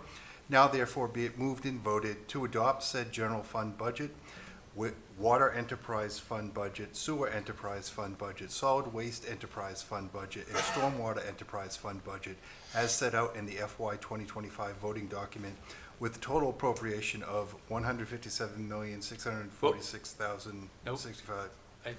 It's the revised one that was, Okay, sorry. Sorry. that's the one I had. Nope, you had it all good to the Oh, the recommended stapled, amount. the stapled. For the, $157,700,689, of which $193,121,000 $1,285 is to be raised and appropriated. $1,507,009 transferred from FY24 free cash, and the balance transferred from enterprise fund revenues to be appropriated as follows. Do I need to read the as follows numbers? Yeah. Okay. Water fees, enterprise fund, $7,132,135. Sewer fees, enterprise fund, $5,868,031. Solid waste fees, enterprise fund, $2,917,949. In the storm water fees, enterprise fund, $1,099,656, for the total enterprise fund of $17,017,771. This resolution shall become effective according to the provisions of the Town of Franklin Home Rule Charter. Finance Committee action. Second? Anybody? Yes. Second. Thank you. Discussion? Anything? Why does it say? Oh, wait. Sorry, that was a lot to take in. 157,700. Total operating budget 158,774. What is? The where next am I missing? resolution is $500,000 for the MEC stabilization fund, which requires a 2/3 vote of the council and has to be done separately. So that $500,000 goes into the budget. Yeah, the only And, other, and these are referencing future dates, and we're approving something that, or we're being asked to approve something of the future? don't I was gonna understand. ask the same question. These are, it references the council budget hearings 2 weeks from now. Next week. Right. But we're reading These it are, like. these are the council resolutions, and you're just endorsing basically the budget on the resolution that they take up. That's the only legal requirement. Remember, the finance committee is just a recommendation. And if you notice down the bottom, it says finance committee action meeting date. We just give everybody the same materials. Okay. Anybody else? We need a roll call. Yep, all right, George, Yes. Heather, Yes. John, Yes. Bill, Yes. Chana, Yes. Mike, Yes. Lawrence, yes. Next one. Resolution number 2429, MEC stabilization account transfer to MEC appropriations FY25, total requested $500,000. Purpose, transfer from the MEC stabilization fund to the general fund for FY25, transfer to MEC general fund appropriations. The reason, to fully fund the FY25 appropriation. Source is the MEC stabilization account, and the amount is $500,000. Motion, be it moved to voted by the town council that the sum of $500,000 be transferred from the MEC stabilization fund to the MEC general fund appropriation for FY25. This resolution shall become effective according to the provisions of the Town of Franklin Home Rule Charter. Second. Second. Questions, anybody? No? Okay, roll call. Okay, George, Yes. Heather, Yep. John, Yes. Bill, Yes. Chana, Yes. Mike, Yes. Lauren, yes. Unanimous vote. Next. Resolution 2430, salary schedule, full-time elected official. A resolution amending Appendix A, Chapter 4 of the Code of the Town of Franklin entitled Salary Schedule, Full-Time Elected Official. Be it resolved by the Franklin Town Council that Appendix A, Salary Schedule, Full-Time Elected Official, Chapter 4 of the Code of the Town of Franklin is amended as follows. Appendix A, Salary Schedule, Full-Time Elected Official. Office Town Clerk, incumbent salary, $108,650, FY25 salary, $111,366,000. The resolution is effective for the fiscal year beginning on July 1st, 2024. Second. Discussion, anybody? Yep. Why, does this salary go, for a vote? Great question. She's an elected official. and Because she's elected? by statute, the legislative body each year has to vote on the salaries of any elected officials. She's the only one, so, and she's one of a kind. And this is a, I'll agree with that. Bing. this is a COLA increase? Is that? Yeah, oh, this good is question. based Yeah, on? this is, great question. So the salary is the 2.5% that all municipal employees are getting. The 2.5 COLA, yep, great question. Max Marangella, 127 Central Park Terrace. This is just a technical question. Is the town clerk able to attest to her own raise? on here. She's attesting to it. I just found that interesting. Isn't that a conflict or something? I don't know. No? Okay. It'll be publicly. It's a vote by the legislative body. She's just signing that the vote happened. Okay. All right. Thanks. Yeah. I'll have one of Fine. those, please. I'll increase my salary from 0 to 1 to 100. You should run for town clerk. I mean, No, thank you. I have one of those in the family. Hey, Mike, move on. Do we need to vote on this? Oh, Yeah. I'm sorry. Second. Yep, Larry. okay. Second. There was a second? Okay. George? Yes. Heather? Yes. John? Yes. Bill? Yes. Chana? Yes. Mike? Yes. Lauren, yes. Resolution 2431, expenditure limits for FY 2025 on departmental revolving funds established by Franklin Town Code, Chapter 73, as provided in MGL Chapter 444, 53E and a half as amended. Whereas the Franklin Town Council has adopted a bylaw establishing a chapter of the Franklin Town Code, Chapter 73, Departmental Revolving Funds as provided in MGL Chapter 44, 53E and a half, as amended by Chapter 218 of the Legislative Act of 2016, and whereas MGL Chapter 44, 53E and a half, as amended, further provides that the municipality's legislative body shall annually set the expenditure limit for each revolving fund established under the local bylaw. Now therefore be it moved and voted that the Franklin Town Council hereby sets the expenditure limits for each revolving fund established under the Franklin Town Code, Chapter 73, Departmental Revolving Funds for fiscal year 2025 as follows. Section 5B, Senior Center Activities Program, $100,000, 120. $125,000, it's written wrong. Section 5C, Senior Center Supportive Day Program, $100,000. Section 5D, Use of Facilities Account, $100,000. Section 5E, Fire Department Rescue Training Program, $10,000. Section 5F, Community Policing Programs, $25,000. This resolution shall become effective according to provisions of the Town of Franklin Home Rule Charter. Second.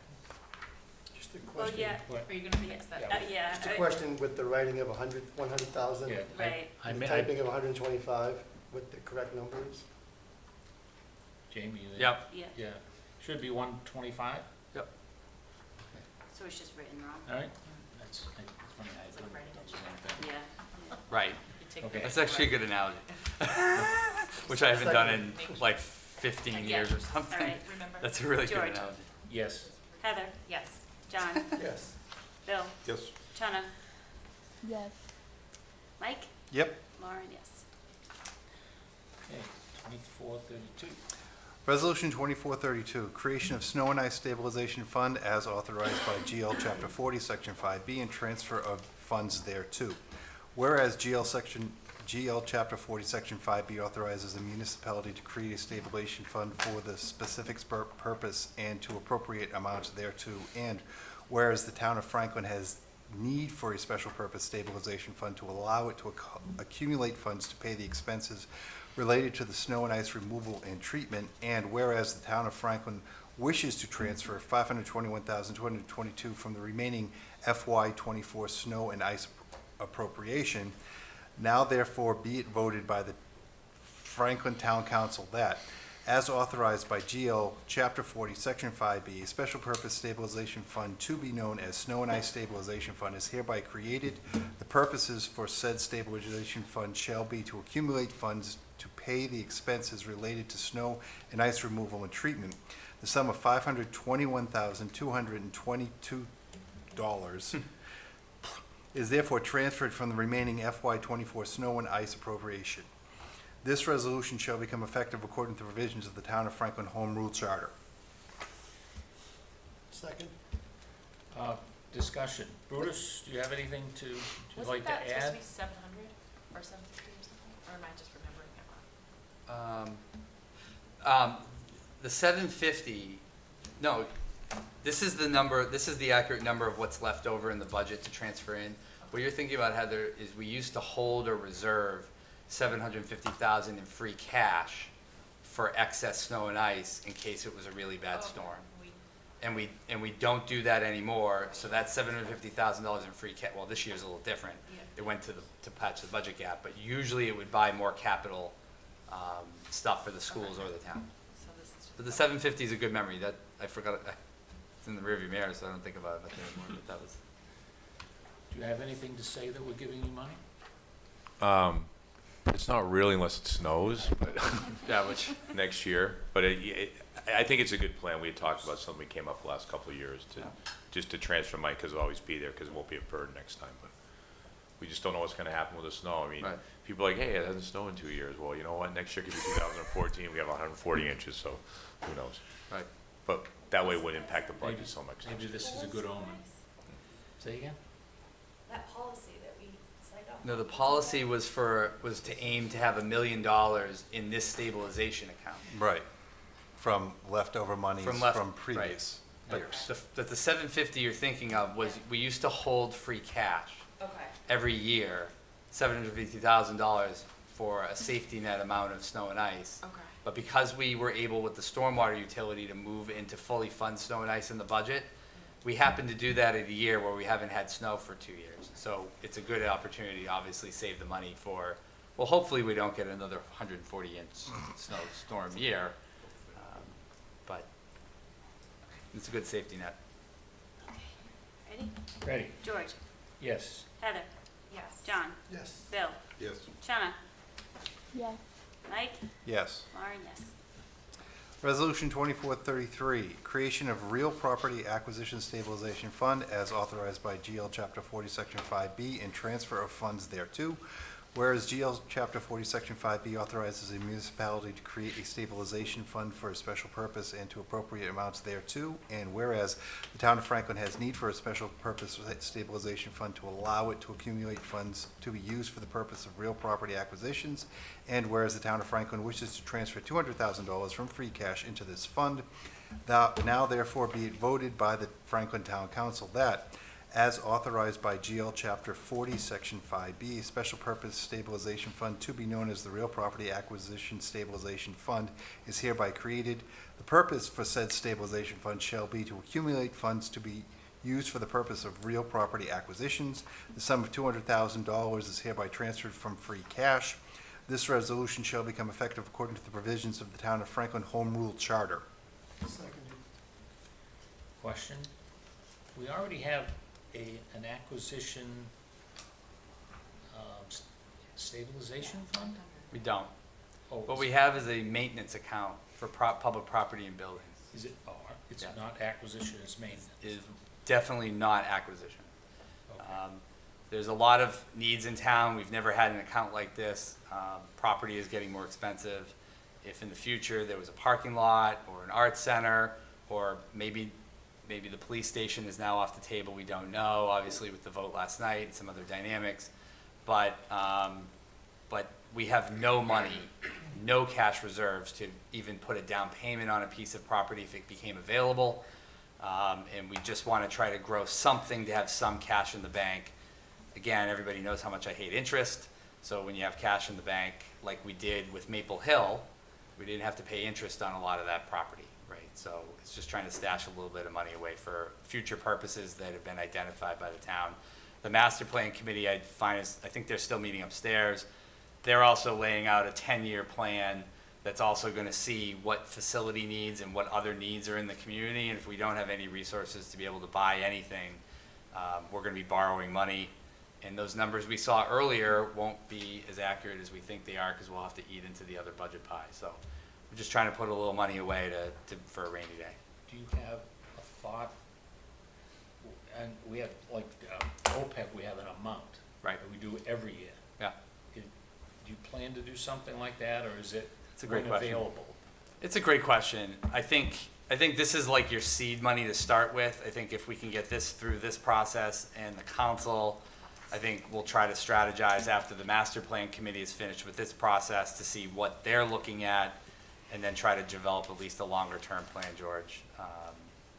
Unlike the account with OPEB, which we've got an actuarial doing the math to tell us where the goal line is. I know it shifts, your favorite.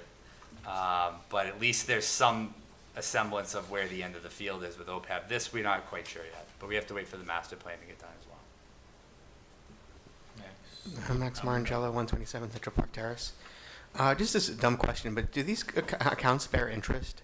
Yes, they do. So we actually, instead of us paying interest, we're actually getting interest on them? Oh, good As to long know. as the markets stay good. They're money market funds. Right, the money market, which might, exactly. All set? Anybody? No? Okay, George? Yes. Heather? No. John? Yes. Bill? Yes. Chana? Yes. Mike? Yes. Lauren? Yes. Okay. Resolution 2426, Community Preservation Fund and Annual Appropriations and Reservations. Appropriation from fiscal year 2025, estimated revenues for administrative expenses, $86,133. Reserve accounts from fiscal year 25, from fiscal year, estimated revenues for Historic Preservation Reserve, $172,266. From fiscal year 25, estimated reserves for Community Housing Reserve, $172,266. From fiscal year 25, estimated reserves for Open Space and Recreation Reserve, $1,268,068. From fiscal year 25, estimated revenues for Budgeted Reserve, $23,922. Total requested, $1,722,655. Purpose, to see if the town will vote to appropriate or reserve from the Community Preservation Fund annual revenues in the amounts recommended by the Franklin Community Preservation Committee for required reserves accounts and administrative expenses and other expenses in fiscal year 2025, with each item to be considered a separate appropriation. Motion, be it moved and voted by the town council that the sum of $1,722,655 be appropriated or reserved as indicated above in fiscal year 2025 from the Community Preservation Fund annual revenues in the amounts recommended by the Franklin Community Preservation Committee. This resolution shall become effective according to the provisions of the Town of Franklin Home Rule Charter. Seconded. Questions, comments? Yeah, I don't understand this. This is already in the community preservation fund, and then we're putting it, I don't understand what this is saying. This is just the FY '25 budget based on anticipated revenues from the CPA. In addition to the project slate, which is the next Oh, okay. recommendation. Oh, The that's CPC, the Community Preservation Got so it. by statute, the Community Preservation Committee has actually all the power in this. You can't appropriate anything for CPC from the Community Preservation Fund without the Community Preservation Committee recommending it. You can't increase these monies, you could decrease them, but the project slate is the next resolution, and both of them passed the CPC committee last night. The state contribution is 10% of. We're assuming 10%. They announced at best 14% this year, but it's 10%. Okay. Any other questions? No? Okay. No, no, no. George? Yes. Heather? Yes. John? Yes. Bill? Yes. Chana? Yes. Mike? Yes. Lauren, yes. Resolution 2427, fiscal year 25 community preservation appropriations of funds capital. Total requested $1,754,058. Purpose, to appropriate from community preservation available funds for the following amounts as recommended by the Community Preservation Committee for community preservation projects in fiscal year 2025, with each item to be considered a separate appropriation. Historical Preservation Reserve, Rehab Old South Church, $100,000. Community Housing Reserve, 237 Pleasant Street Affordable Housing, $360,990. Open Space and Recreation Reserve, King Street Memorial Park Phase 1, $500,000. Open Space and Recreation Reserve, Schmidt Farm Master Plan, $100,000. Open Space and Recreation Reserve, Maple Hill Master Plan, $100,000. Open Space and Recreation Reserve, Maple Hill Principal, $150,000. Open Space and Recreation Reserve, Maple Hill Interest, $110,318. Open Space Recreation Reserve Schmidt Farm Principal, $180,000. Open Space and Recreation Reserve Schmidt Farm Interest, $152,750. Total of $1,754,058. Seconded. Motion. Seconded. I gotta be. Oh, sorry. Be it moved and voted by the town council that the sum of $1,754,058 be appropriated from the Community Preservation Reserve in the amounts and for the projects indicated above in fiscal year 2025, with each item to be considered a separate appropriation. This resolution shall become effective according to the provisions of the Town of Franklin Home Rule Charter. Seconded. Discussion. I have a couple questions. Can you Sure. flesh out some of these? Like, didn't we sell the Old South Church? Yes, but there's a But- preservation restriction that is needed to go with the deed of the property for the exterior, which is what was in the public bid that Habitat for Humanity bid on. So in order to get the preservation restriction approved by the state, you have to contribute basically something, and we've estimated out that the exterior work from Habitat to preserve the Old South Church would be about $80,000, and we've got a contingency of about 20% in there. They're gonna find something they don't anticipate yet. Any unspent monies by law, even for allocated to a project like that, come back to the budgeted reserve if they're not spent. So eventually if this is approved next week by the council, then the meeting after that, that money will go into the preservation restriction. They'll vote on that preservation restriction, and then Habitat for Humanity can basically start getting to work at some point later this year, hopefully. So preservation restrictions are very dense, they're very hard, they take a very long time to do, but we're just about there. 237 Pleasant, that's behind the Episcopal St. Church? John's Church, yeah. Yeah, that's, I didn't even realize that it had been approved.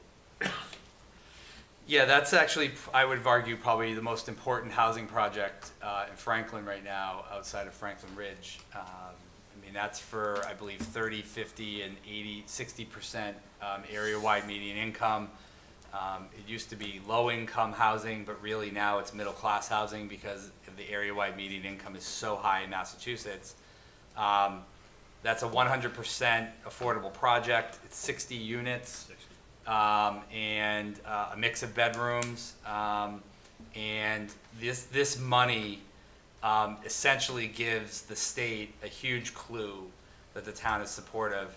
The project was already approved by the ZBA about a year ago, and this will help essentially grease the skids for them to get huge subsidies from the state to be able to start constructing that project.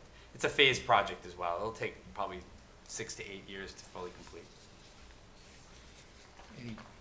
Just when we say 100 grand for the Schmidt Farm, that's off Prospect Street, yes? Yep, that's the farm. And Yep. is this just planning to what's gonna be there and that kind of stuff?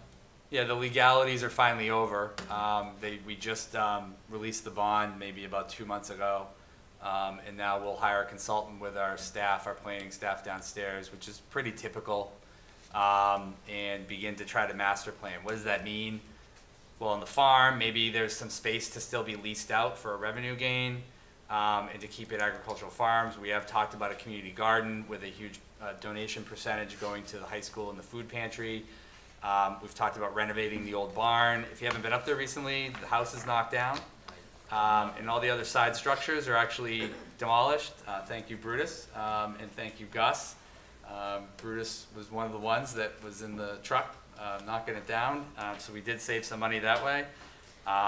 And really it's about trail connectivity, signage, parking, looking at the drainage, a whole variety of other things so that the public can enjoy it. I assume Maple Hill is the same type of stuff. Same exact thing. Okay. Okay. George, Yes. Heather, Yes. John, Yes. Bill, Yep. Shawna, Yes. Mike, Yes. and Lauren, yes. Okay, 2434. Resolution 2434, rescission of unissued balances of authorizations to borrow. Whereas the town council previously adopted resolution numbers 17-36, 18-18, 20-37, and 20-59, authorizing the borrowing of money to pay costs of various capital projects. whereas there remains an unauthorized but unissued balance of funds under each of the foregoing resolutions, and whereas the proposed actions will increase town's existing borrowing capacity, whereas the town council now desire to rescind the authorized but unissued balances remaining under the foregoing resolutions. Now therefore be it ordered by the town council of the town of Franklin that the unissued balances of the amounts authorized to be borrowed under the state resolutions as set forth below, which unissued balances are no longer needed for the purposes for which they were originally approved, are hereby rescinded. Resolution number 17-36, upgrade street lighting system, amount $650,000, unissued balance $650,000. 1818, new well, $2 million, amount unissued $900,000. 20-37-2, school systems emergency and remote learning improvements, amount $3,123,000, unissued $1,703,094. 20-37-3, sidewalks, amount $2 million, unissued $2 million. 20-37-4, Remington Jefferson roof boilers, amount $3 million, unissued $3 million. 2037-5, Parmenter boilers and playground, amount $1 million, unissued balance $1 million. 20-37-6, high school remodeling and reconstruction, amount $1.5 million, unissued $1.5. 2037-7, Beaver Street Recycling Center reconstruction, amount $3 million, unissued $3 million. 20-59, Washington/Grove Street intersection improvements, amount $1.5 million, unissued balance $1.5. This resolution shall become effective according to the provisions of the Town of Franklin Home Rule Charter. Seconded. Questions, discussion? Yeah, are these just lines that we're paying off? That are like open lines? No. No? It's a great question. I figured this one's somewhat new. So these are previously authorized borrowing resolutions that have been done in 2017 for the LED streetlight program. I just want to note, all 2,500 streetlights in town were replaced at no cost to the taxpayer. So not only did we not pay for them to get installed or buy the actual bulbs, we triaged it through grants, and also our streetlight account has come down 75% in those years because the electricity obviously is a lower watt that you can use for the lights. I say that just to highlight it as a good government thing, but that's why we don't do status quo budgets. Because this is a good example of something where we had it on the books, we had a huge line item in the operating budget, and that number has slowly gone down to very little money over the last several years. And that's why we go year to year budgeting, and we make sure we're using the right assumptions based on the details in the budget. The rest of this, the well, and obviously most of these were in 2020. You can see the 20s there, the year that the resolution was done. All of those were done during the football field town meeting that we had at the budget during the lockdown.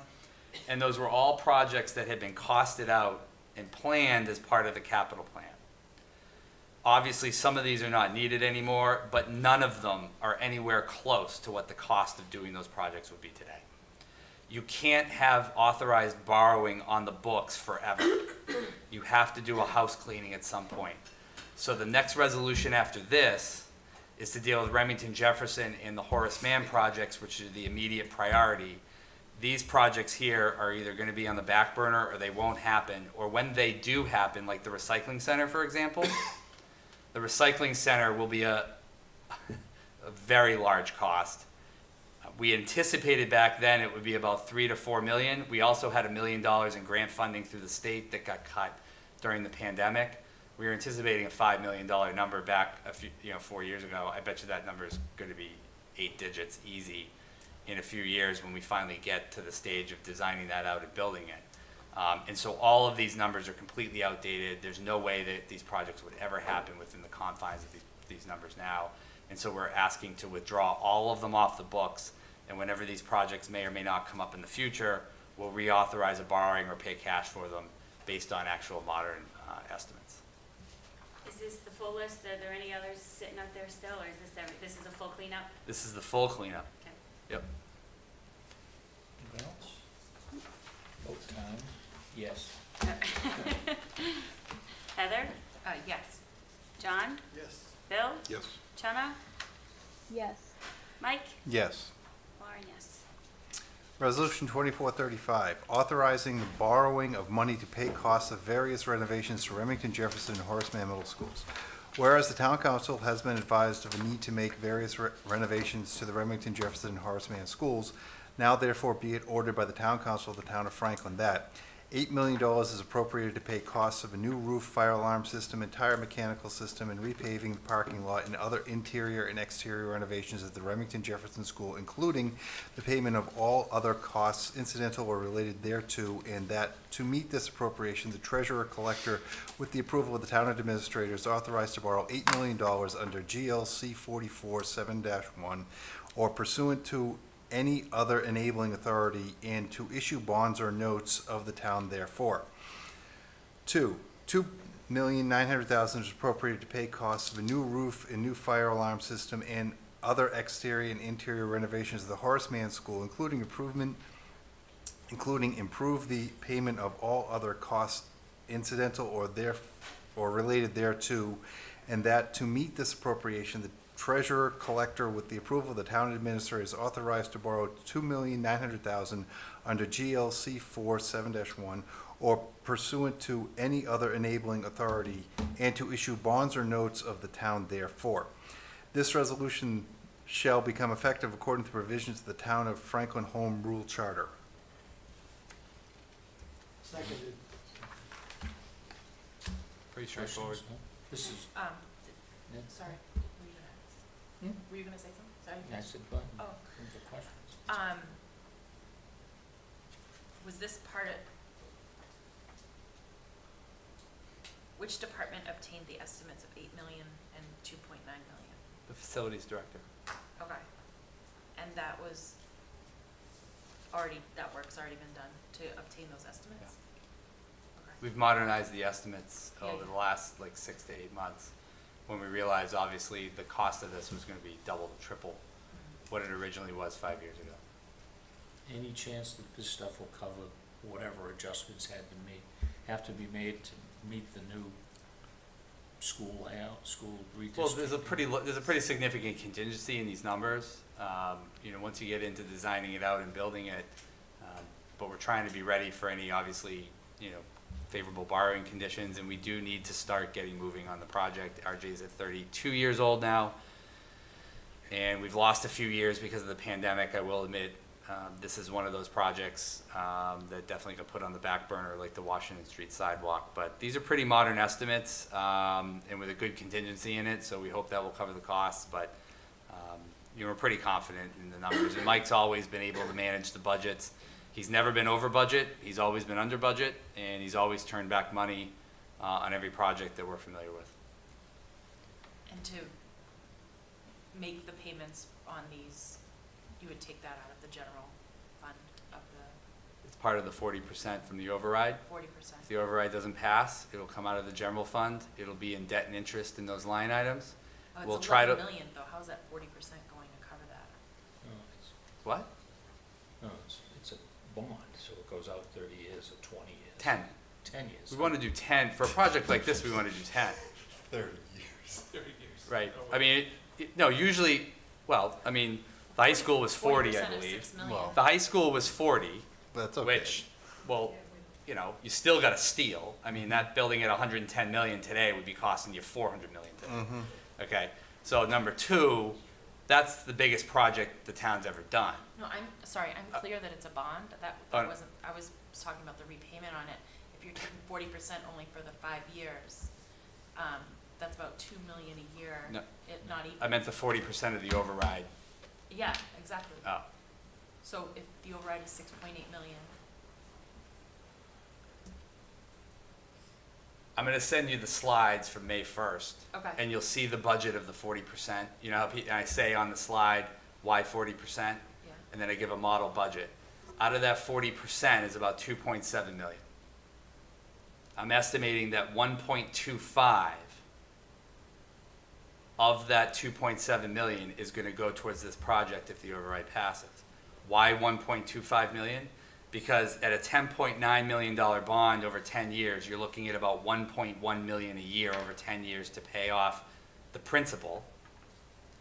And then an unknown interest rate, but I would guess around 4% would probably be at least a healthy guess.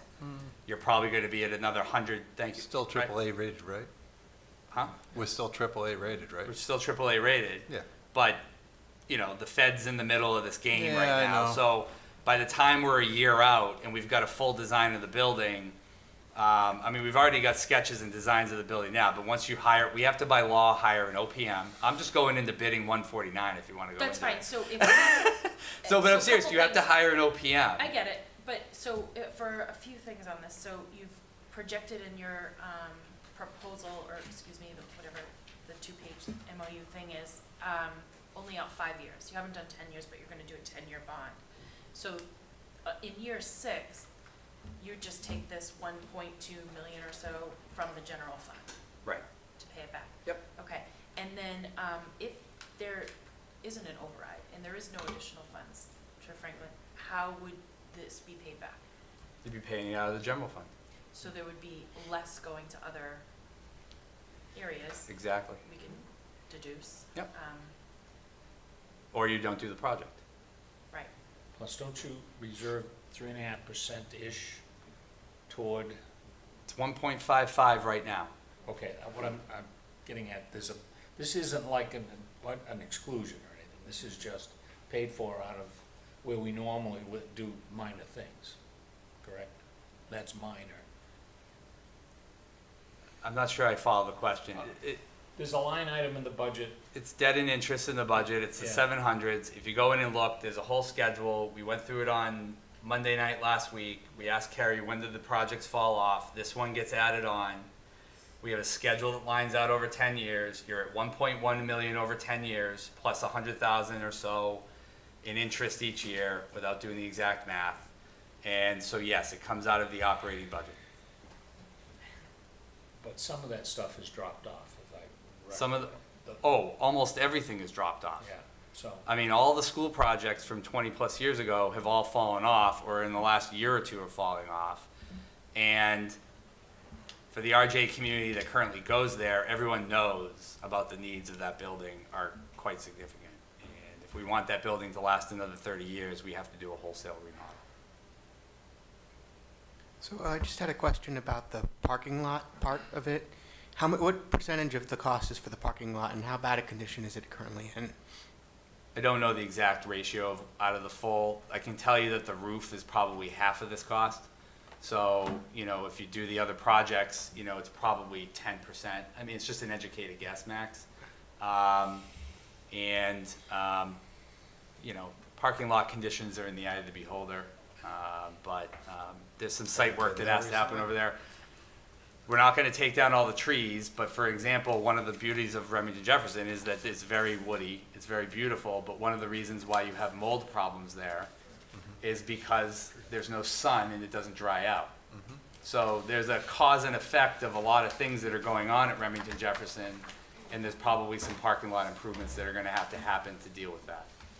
And the superintendent's giving me a big thumbs up from the back, because do you wanna speak to that, Lucas? Yeah. Reader's Digest version. I would just support what Jamie is saying around the needs of the building. You mentioned the woodedness, it's great outside the building, but it's, as the trees get close to the building, we've experienced that as an issue. We've had issues, obviously, that we've mitigated around some of the mold, some of those pieces. And also, it's a beautiful building that, Right. with this type of reinvestment, you're never gonna get the quality of building we will see after a reinvestment like that. You couldn't build a building that's reinvested in with a new Right. roof and fire panel and all the things that over time do go with buildings, just like in your own home. So that's my Reader's Digest stuff. Thank you. All set? I'm struggling, I wish we could just have a huddle for a minute, like talk. You can, that's what the public forum is for. Yeah. You're supposed to be able to talk about it, that's what just- public forum is. It feels I love schools, I have a kid, I know we should fix things, and I get that, all of that, but it feels hard to sit here and approve or say, I agree, let's borrow $11 million when we need exactly that amount to cover our schools as what the schools asked for, to just level plus plus or whatever it was. So I get that this would be borrowed, but we still have to pay it back, so Yep. it's the same thing. So, But is it borrowed What- for an investment? but isn't the other also for an investment? No, it's for stabilization. I don't I'm know. not sure I understand your question. This would be like at home, No, I get it. having your house, and, I Yeah. mean, it's, no matter what you do, you You gotta can't fix let it, the I know. building deteriorate, no matter what you do. Then there won't be any kids in the Or schools. do you want to build a new building? I in know, that but building. maybe there's not enough food for groceries. So Hold on, decide Brad, what you hold wanna on, do. Brad. If there's not enough food for groceries, do you just go not eat that week and still fix the house? I think we're, I Like gotta if be you're gonna- honest, I think we're getting into an odd conversation. At the end of the day, you have to You said it's a manage the, conversation, this so I is, don't know. well, it is a little bit. This is a school building that needs, It's A just feels midlife like not reno- the right, like, it's hard, like, I almost wish we could wait a year and let the redistricting thing happen, and then decide if we should borrow money to fix the schools that we're gonna be using. That's just kind of where my head's at with it. why would you wait so long to do that? Why wouldn't you try to get ahead of it? Cause it's $11 million. And Yeah, next it's year actually gonna be cheap. It's 13 cheap. or 14. For the investment of the size of the school, I mean, Whittier Tech was $444 million. Brockton High is over $500 million. If you want to go out and build a school right now, feel free. Yeah. The other reality is with MSBA, which we won't go down that rabbit hole, you're already at an 8-year prohibition of even building a new project because of the rules, because of the school closures that are there. One of the arguments that I think the school analysis probably didn't highlight as much is that the longer you wait to close the school buildings, the longer it takes for you to be eligible for MSBA reimbursement.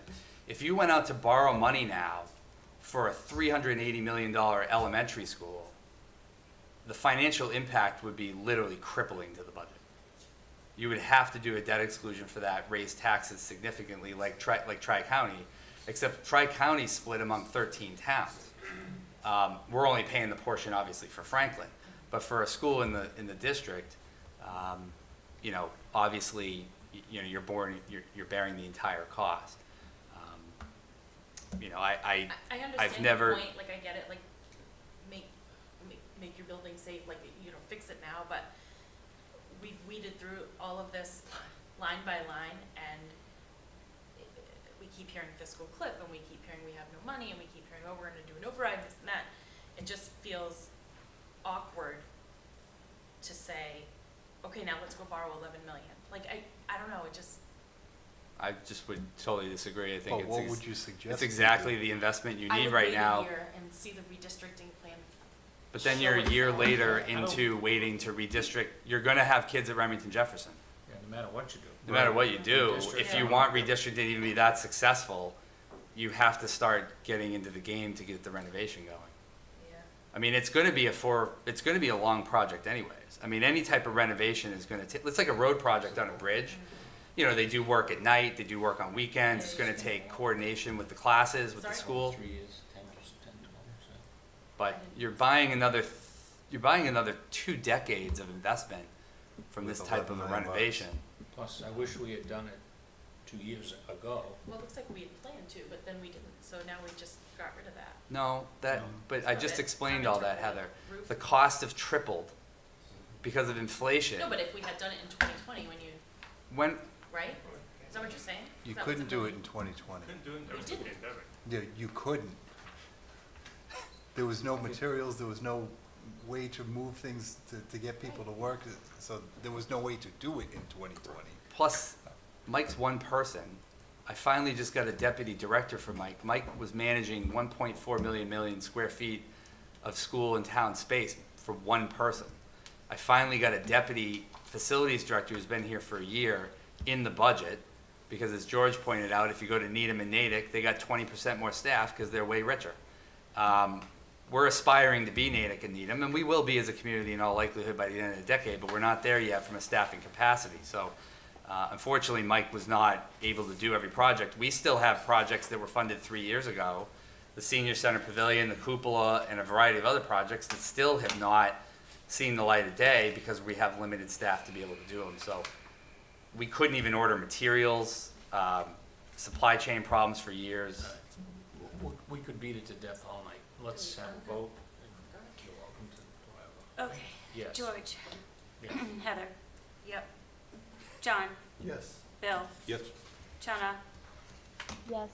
Mike. Yes. Lauren. Yes. 3 short ones, Mike. Okay. Bylaw Amendment 24-910, Chapter 82 Municipal Service Fees Bylaw to amend the code of the Town of Franklin at Chapter 82 Water Usage Rates. Be it enacted that the Franklin Town Council that Chapter 82 of the Code of the Town of Franklin entitles fees is hereby amended at Appendix B as follows. Appendix B, list of water service usage rates.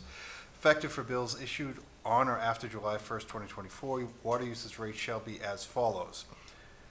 For CCF, 0 to 15, the rate in 24 was 7.52, rate in 25 is 8.12, rate in 26, 8.77. For CCF 16 to 40, the rate in 7/1/2024, 7.92, rate in 7/1/2025, 8.55, rate in 7/1/2026, 9.23. 41 plus, rate in 7/1/2024, 9.28, rate in 7/21/2025, 10.02, rate in 7/21/2026, 10.82. This bylaw amended shall become effective according to the provisions of Franklin Home Rule Charter. Second. Max? Can we first get a description on the projects, Mr. Chairman, from the Yes. DPW director? I would welcome. Thank you. Good evening, Mr. Chairman. So these rate increases are covering 2 major projects that we're looking to do. One would be a PFAS plant. I'm not supposed to say PFAS, but I have to bring up in front of my boss. Who only interest takes the top spot of my Yeah. disdain more than PFAS. So, so that represents $8 million that we've actually bid out already, and we're just waiting, for the funding source for that. And then additionally, we have to redo our wells 1 and 2, which are primary wells. It's has a coke membrane system in it for high iron and manganese, and we're gonna have to modify that. We're gonna use the existing structure, but basically use a green sand filter that like we've done out on the Grove Street projects. And it's the technology that was used in this it's a great product, but they're not making the filters anymore, and the filters just cost way too much. So we have to retrograde the system, and that's gonna represent about $25 million. Over. Well, we've been very successful with our SRS funding, so we're saving millions of dollars, but basically it's gonna be over a 20-year period to pay this off. That's serious. So I know there's comments on the water rates. When you take out an SRF loan, you have to tell the state in the loans that you have surety to pay for it. So these water rates are not an option. They're something that we have to do in addition to the federal and state regulations relative to PFAS. I do not want to be here. I wish that this was not the case. I understand that this is taking a lot more money out of people's pockets. But these are regulatory issues that we have to deal with. And when you go through the SRF loans, Carrie can verify this and Chris as well, you have to show them that you're doing what you need to do to pay for the loan. Otherwise, you then lose the project and go into a whole process of not being able to fulfill your contractual obligations that you've signed up for. And unfortunately, the costs of projects in the last year, it's just like housing, construction, everything else. They just keep going up and up and up.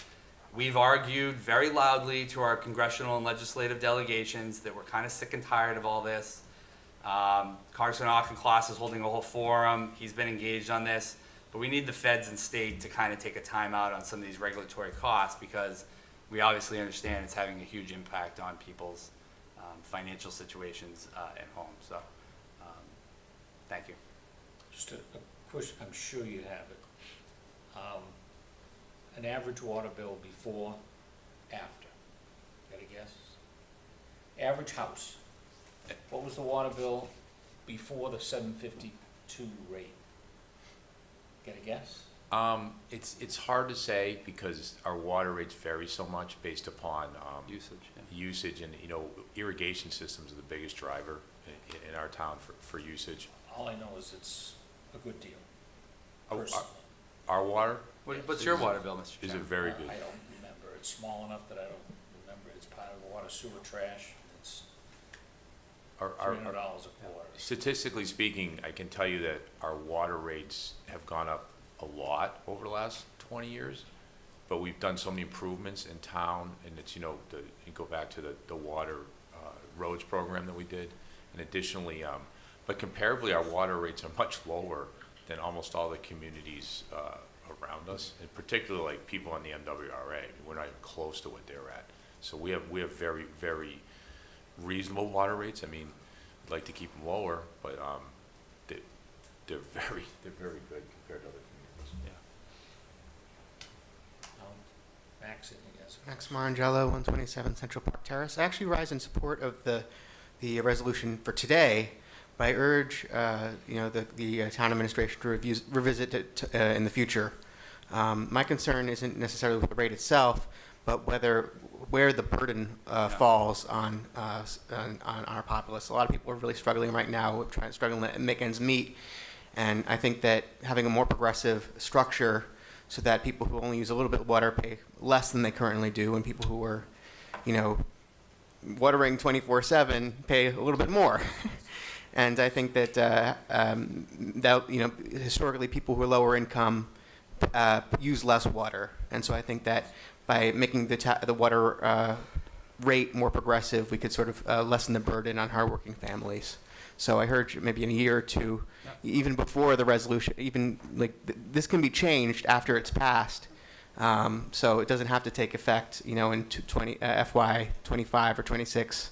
We could revisit this, and I urge the FinCom and the administration to do that. Thank you. I would agree with Max. Just for clarity, our system is tiered in the manner that which Max just referenced. I do agree. The gaps between those tiers, I would agree with Max on that. He also raised a point that he didn't mention, which was about agricultural use as well. And I think that's a worthwhile point that we will look into. And we'll have Brutus and Doug look into the agricultural issue. But the higher users traditionally do pay a lot more. That's usually what Brutus is talking about with the irrigation systems. But I do agree with Max on that. Squirrel at the highest, Susan? Yeah.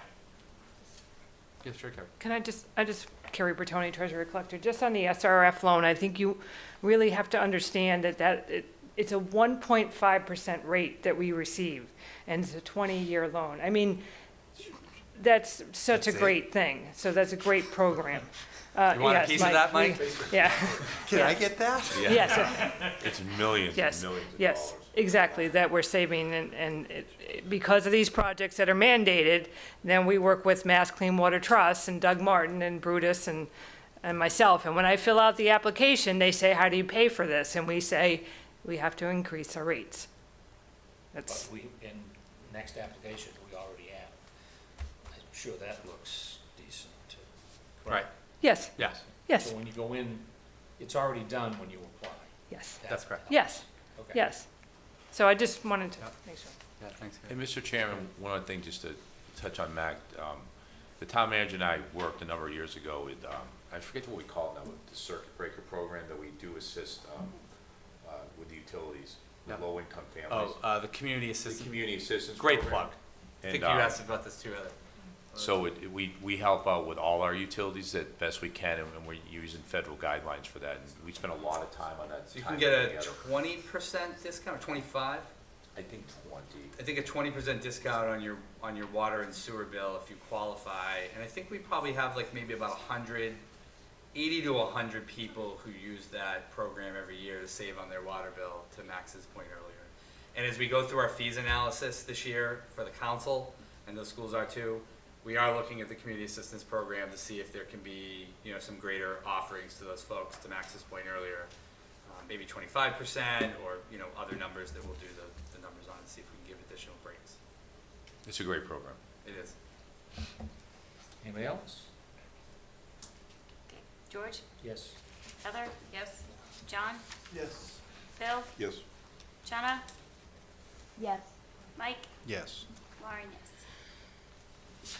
24,911. Bylaw Amendment 24-911, Chapter 82 Municipal Service Fees. Bylaw to amend the code of the Town of Franklin at Chapter 82 Curbside Trash Fee. Be it enacted by the Franklin Town Council that Chapter 82 of the Code of the Town of Franklin entitled Fees is hereby amended at letter L as follows. Letter L, Curbside Trash Annual Fee. Effective for bills issued on or after July 1st, 2024, curbside trash rate shall be as follows. Public Works curbside trash annual from FY25 rate from $286 to $336. This bylaw amendment shall become effective according to the provisions of the Franklin Home Rule Charter. Discussion?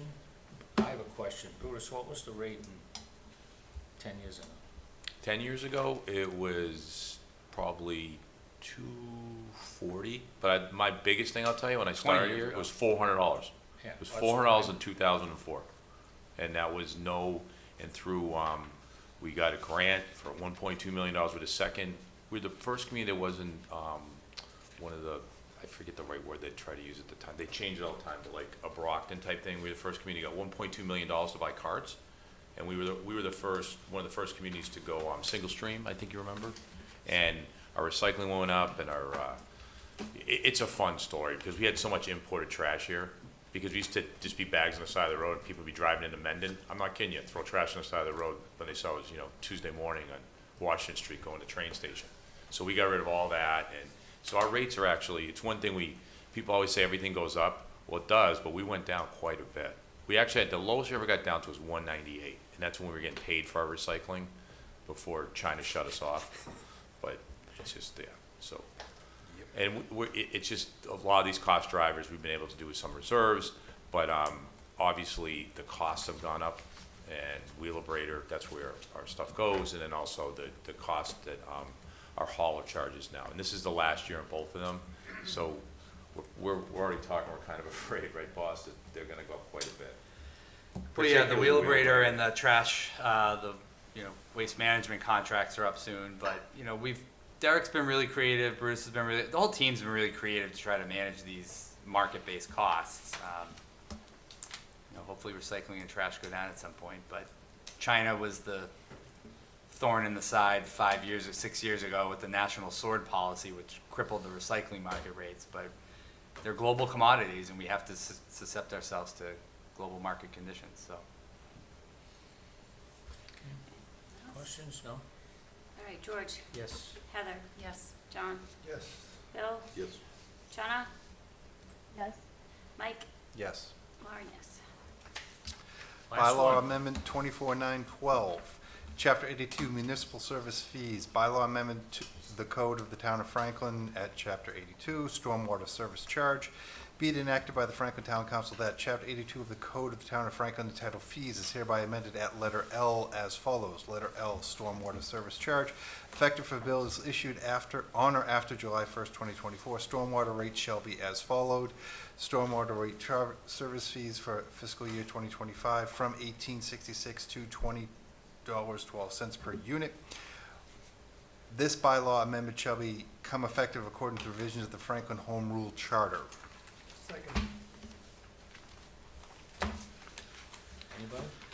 It's just the incremental increase to keep up with the stormwater permit, another unfunded mandate from the federal government. This is the cheap one.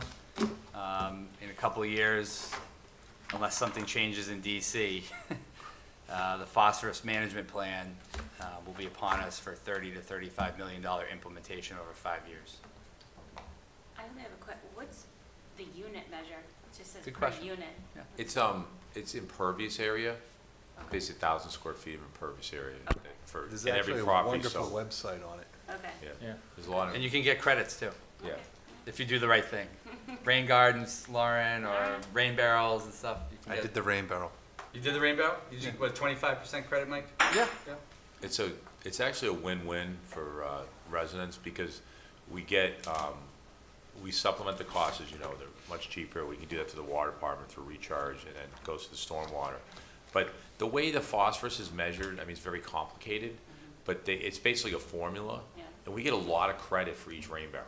It's really funny. Like, you know, we could spend $100,000, we could get, and I'm just saying rough numbers, or 100 rain barrels, we get like the same amount of credit on a permit. So every rain barrel we do is great, and our team, Derek and Kate, have really, particularly Kate, really, Schoberg, is really, we have like one of the best rain barrel I'd like to be able to programs. use two. Huh? I'd like to be able to use two. They're easy Yeah. to put in a rain garden. Yep, they're great. I just had a question about the rain barrel. Could you partner, like, do you use them on town property too? Like, could the Franklin Housing Authority use them on their property? Or is there ways you could partner with them, or could you use them on town property? I mean, once again, it's a maintenance thing, but typically most of our town buildings, we already have recharge things in place. Okay. So everything that we build, I think, you know how many rain gardens are built throughout towns. I mean, that's because they're much a bigger source for what Can we they do. get a rain barrel? Max look into getting a rain barrel for the authority? Oh, yeah. Yeah, we do it through the Great American Rain Barrel Company, and there's a reduced rate in the fall, Max, in September, where they put the program out. Bruce, I think they're $75, And then they get discounted less than that. They come which down. is surreal. I made Which my is own. a surreal price. Yeah. So yeah, through the chair, I don't know if that they can be worked with or talked to. I know they're a separate entity from the town, but maybe that's something that they can benefit from. So thank you. As an organization, obviously they could. Okay, Okay, George, yes. Heather, Yes. John, Yes. Bill, Yes. Chana, Yes. Mike, Yes. Lauren. Just one quick comment, and then we'll adjourn. I've been watching I read too much on All About Franklin about how nobody knows anything. Well, they don't tell us. Tonight, we hit the high number watching on YouTube. There are 8 people on, Oh. and I think there's 6 on there. One of them's Chuna, remember the board? One's Doug, Tom Mercer's on, I Yep. think. Water Sewer Superintendent's on. So- Ken Storlazzi is the HR Director for the schools. Linda Darling's our comptroller. And Meg Daly is our one citizen. Meg, thank you for showing up for the last few meetings. You're our hero. And I have no way of knowing how many are watching the cable, but it just boggles my mind when I read that people are uninformed. Thank you. Motion to adjourn? Second. Cool. Okay. I have to do that one too? Yep. All right, George, Yes. Heather, Yes. John, Yes. Bill, Yes.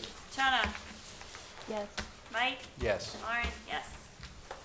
Good night, all. No. Hey, nice job. You can be clerk. Pretty educational though, huh? People watch these meetings, just these.